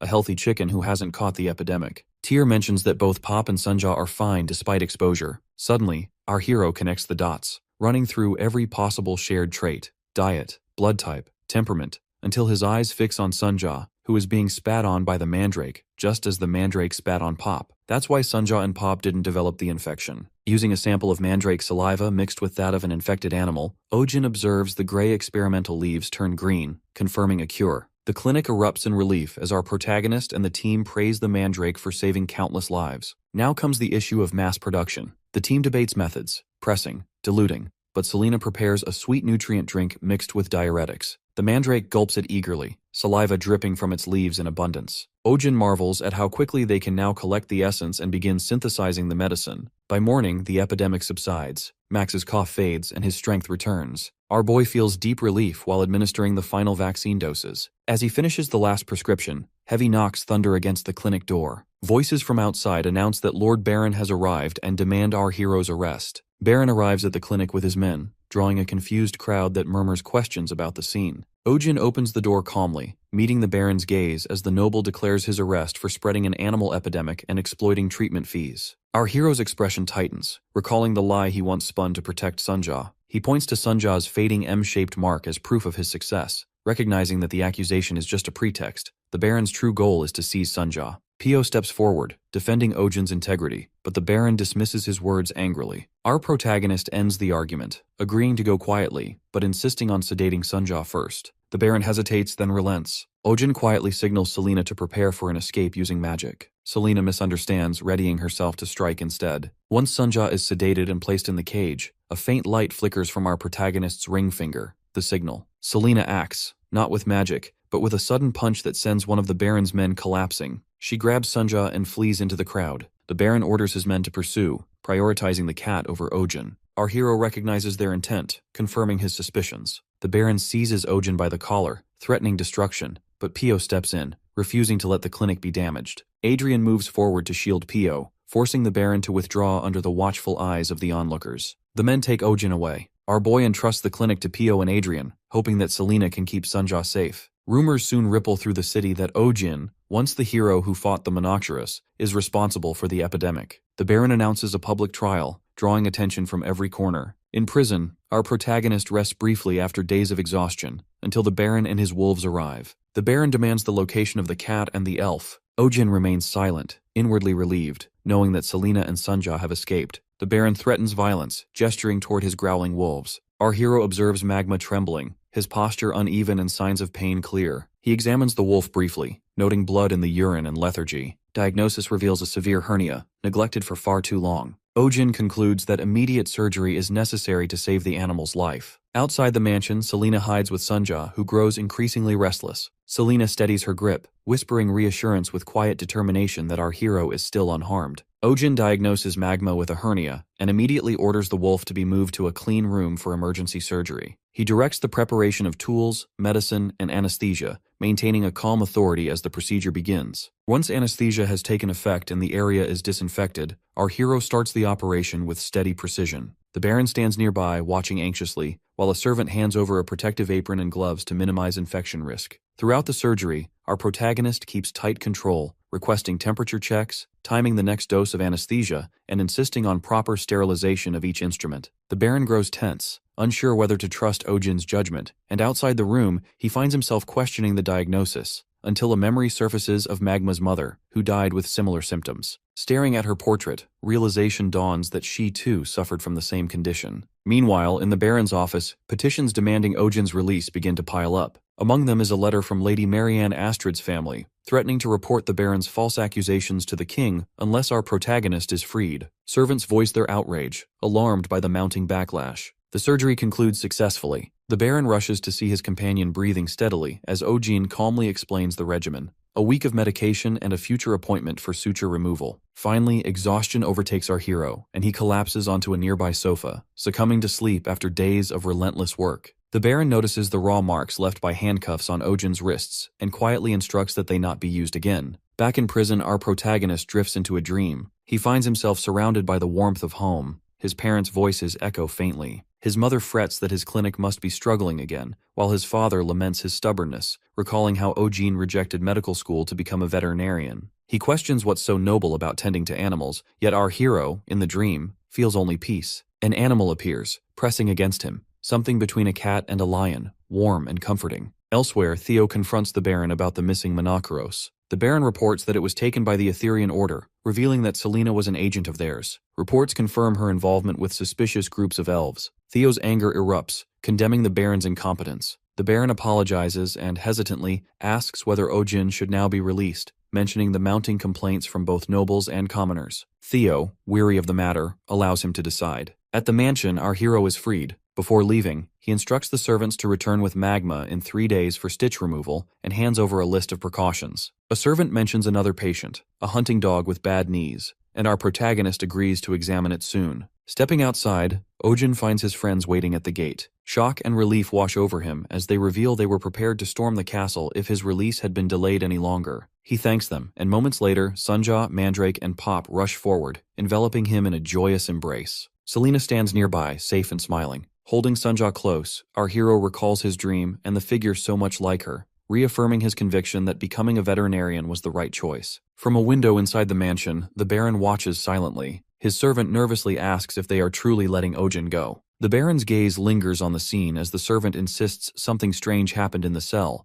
Monochorus was seen licking the doctor's face before vanishing. The Baron brushes off the claim, though inwardly his thoughts betray a deep uncertainty, declaring Ojin the winner of their conflict. Days later, a sealed envelope arrives at the Baron's desk, a detailed surgical bill from our hero. Reading it, the Baron grips the paper with white knuckles, swearing never to forgive him. In the morning, Adrian arrives at the clinic, greeting Selina as he presents the herbs she requested earlier. Ojin, watching from afar, wonders why Adrian has returned yet again. Selina examines the bundle, surprised that such rare herbs were found out of season. Adrian, confident, declares that nothing is beyond his reach. She hands him another list, which he accepts eagerly. As Selina inspects the supplies, Adrian comments on their excellent quality, especially praising a sprig of spincha, only to realize it has vanished from his hand. The culprit is Bloop, the small blob creature now chewing on the herb. Adrian scolds it and reaches out to retrieve the plant, but Bloop bites his finger, splits into three, and smacks him across the face. Glaring, Adrian mutters that creatures truly resemble their owners, and every animal raised by our hero has a bad temper. Selina corrects him, declaring Bloop as her child, which prompts Adrian to remark that no wonder it has such fine taste in herbs.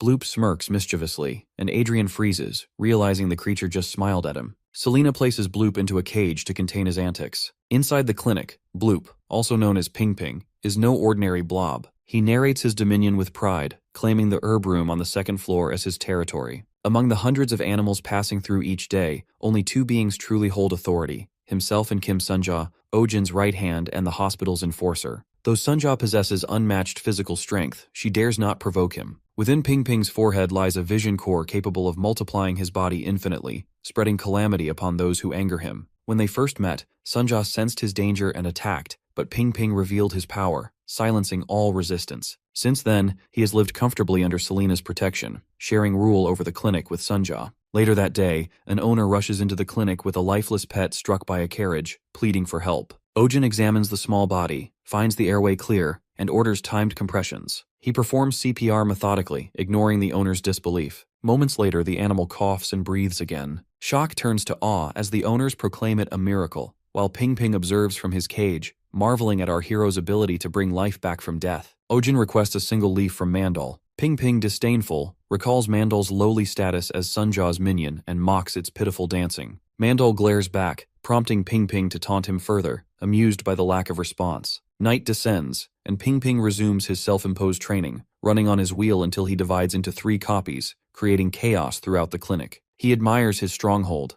a cozy setup gifted by our protagonist as a sign of loyalty, perfectly positioned for temperature and humidity. His satisfaction turns to fury when he discovers his stronghold damaged beyond recognition. He immediately suspects Mandal, who smirks from a distance. Rage flares as Ping Ping accuses him of defiance. Mandal, empowered by recent medicinal herb enhancements, stands his ground. Ping Ping mocks him for daring to challenge his superior, then launches an attack. Mandal dodges and Ping Ping crashes backward. Assessing his opponent, Ping Ping notes the improvement in Mandal's body and resilience, but reminds him that without his pot, he is nothing, a plant doomed to wither. With a swift blow, Ping Ping shatters Mandal's pot, sending him to the floor in despair. Declaring dominance, Ping Ping demands that he kneel. Mandal glares up, desperate and furious, preparing his secret weapon, a sonic shriek capable of rupturing eardrums. Ping Ping senses danger, tries to cover his ears, and realizes his stubby arms cannot reach them. The attack fails, producing only a weak, trembling sound. Ping Ping mocks Mandal's silence, satisfied at his opponent's downfall. Moments later, our hero enters, drawn by the commotion. He surveys the mess and the fallen Mandal with his broken pot, immediately understanding what happened. Kneeling beside the crying plant, he soothes it gently, assuring it will be fine. Lifting the fragments of the pot, Ojin smiles faintly and decides it's time to repot Mandal once again. After receiving an excess of supergrowth serum,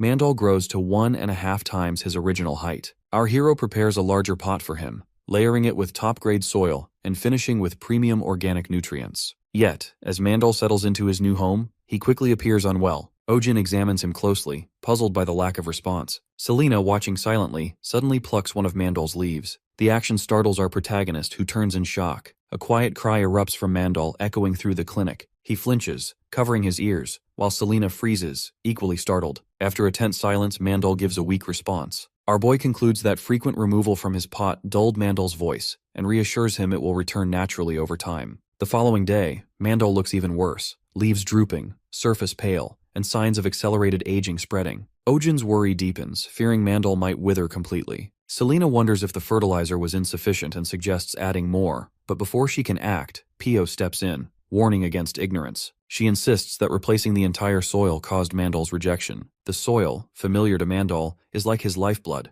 Replacing it all at once left him too weak to adapt. Had they delayed treatment, Mandal would not have survived. Pio takes charge, ordering immediate corrective steps. All leaves are to be removed to conserve moisture, and Mandal is placed in a ventilated area shielded from sunlight to suppress photosynthesis. Ojin quietly encourages Mandal to endure the next few days, promising recovery. That night, under the moonlight, Mandal stands silent and still, weeping softly from his stem. Ping Ping waddles over cheerfully, unaware of the tension, and demands a playful kick. Before he can act, our protagonist catches him mid-motion. Suddenly, realization dawns. Ping Ping stole the missing medicinal herbs. Ojin scolds him for greed and carelessness, pointing out his excessive weight gain. Ping Ping retaliates by biting his fingers. At that moment, Sunja appears and strikes Ping Ping across the head. The mark on Ping Ping's body flares to life, glowing intensely. Our boy panics, recognizing the dangerous surge of energy, and pleads for the reaction to stop. His necklace suddenly shines with radiant light, enveloping Ping Ping in a containment barrier. The mark's power, his division core, is absorbed into the necklace. Ojin stumbles backward as the energy disperses across the room, one pulse striking Mandal's pot. Mandal instantly revives. Color returns, his form grows vibrant, and he begins to sway as if dancing. Our protagonist stares in disbelief. Selena explains that the energy from Ping Ping's division core triggered rapid cell division in Mandal, causing extraordinary regeneration and accelerated growth. Pio celebrates Mandal's recovery, relief evident on her face. Ojin laughs quietly as tension dissolves. Selena picks up the exhausted Ping Ping, assuring him his core is safe and will restore with time. Our boy warns not to feed Mandal's leaves to Ping Ping again. While Selena acknowledges the brilliance of the division core that saved them all, she quietly credits her master for its creation. In the Western Forest, there is a ghost story known as the Tale of the Legless Beauty. She is said to appear as a beautiful woman with long hair, but in reality, she is a man-eating monster with sharp teeth and no hind legs. Crawling on her front legs, she appears whenever she hears a baby cry. Some say she is the vengeful spirit of a yokai who went mad after losing her child. Pio tells the story with conviction, insisting it is true, but Ojin dismisses it as absurd and baseless. Pio sticks to her claim, while our hero questions the lack of witnesses. Then Selena reveals she encountered signs of the creature in the Western Forest a week earlier. Traces of something crawling on its front legs marked the ground. The eerie presence had driven people away, allowing her to gather herbs in peace. Ojin becomes uneasy, and suddenly a scratching sound comes from the door. Both Pio and our protagonist are startled, while Selena remarks that it sounds like someone is there. Despite their warnings not to open it, she swings the door wide, revealing Max. Our boy is startled and notices Max holding Mr. Schwein's clothes in his mouth, suspecting something may have happened to Schwein and follows Max to find out. When he reaches Schwein, he finds him safe and well. Schwein greets him and asks what brings him there. Ojin, relieved, thanks him. Schwein identifies the fabric as a piece of Max's comfort toy, realizing the dog must have been bored because he had been too busy lately. While in the forest, our protagonist notices that Schwein is working late. Schwein points to a net hanging in a tree. A kitten is trapped inside. He explains that poachers have been active in the Western Forest, setting nets everywhere, and young animals keep getting caught. One kitten is hanging too high for him to reach, so he goes to fetch a pole. While waiting, Ojin notices marks on the tree, deep scratches, as if something had clawed at it. Schwein also observes that the footprints around the tree are strange, resembling those of a creature crawling only on its front legs. Both grow uneasy, remembering the ghost story. Suddenly they hear the sound of crying. Our hero asks Schwein to stop making that noise, admitting he hates things like this. Schwein denies it, but the crying sound grows closer. Then a figure appears, and both freeze, fearing the legless monster has come. Instead, it is a fox. Ojin notices its hind legs are injured, explaining the dragging footprints. The trapped kitten continues to cry from above, and the fox barks at it, clawing at the tree. Our protagonist realizes the fox is reacting to the cries and suspects it plans to eat the kitten. The crying continues, and the net begins to shake. Suddenly the cage falls. Ojin rushes forward, catching it just in time. Relieved, he looks inside and sees that it is not a kitten, but a fox cub, and it is already dead. A sound behind our protagonist makes him turn. The large fox stands there, preparing to attack. Ojin realizes he let his guard down. Suddenly, Selena appears and shoots the fox with a tranquilizer. The animal collapses, unconscious. Selena checks our hero for injuries and finds him unharmed. She had arrived just moments earlier, drawn by curiosity about the rumored creature, which has now revealed itself as a celestial fox. Ojin examines the fox closely, confirming its identity and noting numerous wounds across its body, including gunshot injuries on the hind legs. Selena inspects it as well, observing that it must have given birth recently. Its glands are swollen, and there are faint traces of suckling, suggesting it has not nursed for some time. Our hero realizes that the dead fox cub in the net must be its child. The fox cub was killed by hunters who cursed their luck, disappointed that it wasn't fully grown. Still, they decided the white fur would fetch a good price. Before they could take it away, the mother's furious cry pierced the forest as she lunged at them, forcing the hunters to flee. In the silence that followed, she approached her cub's body, only to see a small cat emerge beside it, softly meowing. She gathered her injured cub and lay down in the rain as the cub weakly nursed. Later that night, the mother opened her eyes again. While she slept, the same cat appeared nearby. The baby fox crawled toward it, and the two began to play, until, in the next instant, both were caught in a net. The mother woke to the sound, spotting her cub trapped high in the branches, and cried helplessly beneath the tree. Now, in the present, the mother fox thrashes violently on the clinic floor. Our hero struggles to hold her still, but she sinks her teeth into his arm. Reacting quickly, he injects a tranquilizer into her neck. Her body tenses, then slowly relaxes as he keeps her from tearing open her stitches. Morning comes, and a low growl echoes through the waiting room, drawing attention. Sunja crawls closer, trying to peek inside the treatment room where the sound originates. It has been 3 days since the fox was admitted, yet she still goes berserk each time she wakes, her body already building a tolerance to the sedatives. Pio quietly wonders if the fox doesn't realize her cub is dead, but our protagonist disagrees. The cub's body had been lifeless for several days. If the mother had remained nearby, she must have known. Our boy notices the stitches tearing open again, the wound refusing to heal, as if her body mirrors the torment in her mind. Trauma, Ojin reflects, exists in animals too. Trapped in memories of pain and anger, they attack themselves and the world around them, like the monsters in Western ghost tales. The kitten rescued alongside the fox has recovered after IV fluids. Still fragile, it needs careful monitoring. Our hero reminds Pio to keep its temperature steady and ensure it stays far from the fox's cage. Pio agrees and goes to replace the kitten's cold water bottle with a warm one. The kitten mews softly, glancing toward the mother fox's cage. When Pio returns with the heating pad, she freezes. The cage door hangs open. The kitten is gone. Panic floods her as she spots it inside the fox's enclosure, nestled against the mother's body. Pio alerts our protagonist immediately, fearing the worst. In the fox's unstable condition, any movement could turn fatal. But when they rush in, they find the kitten pressed against the fox, suckling quietly. The fox stirs, her eyes flicker open, and a tear slips down her face. Instead of lashing out, she lowers her head and gently licks the tiny creature. The entire room stands still, stunned by the sight of a wounded predator finding peace in the warmth of another life. The next day, the kitten dashes across the clinic floor, dragging Pio's glove between its teeth. Pio half-heartedly reaches for it before giving up as the kitten scampers straight toward the fox's cage. She decides to retrieve it later. What matters more is the fox itself. Its recovery, once stagnant, has become astonishing. Wounds that had refused to close now knit cleanly, and its rest is no longer plagued by nightmares. Pio marvels at the progress,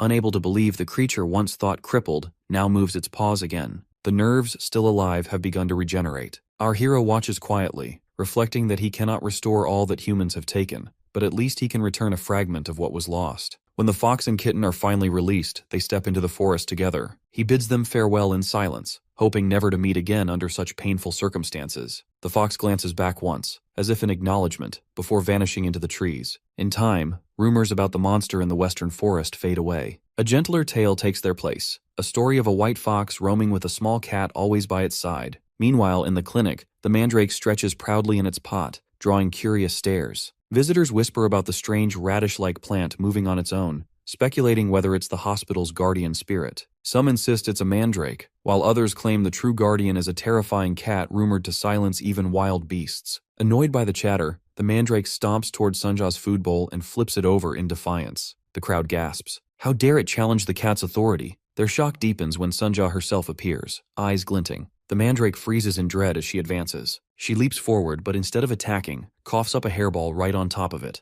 Confusion ripples through the onlookers until our protagonist calmly explains that cats often swallow loose fur while grooming, which later clumps and is expelled by vomiting. Realizing how little he's brushed her lately, he decides it's time for a proper grooming session. An hour later, Sunja's fur still seems endless. The shedding piles grow higher, and our hero begins to worry the cat might go bald at this rate. Then, a small patch of bare skin catches his eye. Examining it closely, he realizes with a pang of dismay that it could be fungal dermatitis. The thought stings. How could a veterinarian overlook his own cat's condition? He takes out a carefully crafted tool, built by the finest craftsman in town, the world's first manual pet clipper. Though unnecessary for treatment, he feels compelled to use it. As he begins clipping, Sunja hisses and bolts from the table. The moment calls for restraint. but the doctor in him refuses to retreat. A vet must never back down in a battle of wills with an animal. Summoning his resolve, he steadies himself, whispering soft reassurances as he continues. Sunja writhes and cries, but he presses on gently, determined to finish quickly for her sake. Then, without warning, her neck begins to glow. Light spreads, flooding the clinic with a radiant brilliance visible even from outside. Startled, our protagonist steps back as a magic circle forms beneath her. From within the circle, Kalian materializes. Not a projection, but the man himself. Later, over tea, our boy recounts everything. Kalian listens intently, then explains that Sunja's condition isn't a disease at all, but a natural phase of shedding. Monoceros undergo cycles of rapid growth, during which they shed their fur completely. To renew their vitality, they must purify themselves in the pond of sable. If they fail to do so, the fur may fall, but never return. Our hero realizes with quiet concern that the beloved mascot of his clinic, the cat adored by every visitor, is suffering from severe hair loss. Kalian observes the condition calmly, explaining that while it poses no major health risk, it will simply take time for the fur to grow back. The reassurance does little to ease Ojin's determination. He resolves to find the pond of sable immediately, convinced it will help his companion recover. Kalian clarifies that the pond is not a single fixed location,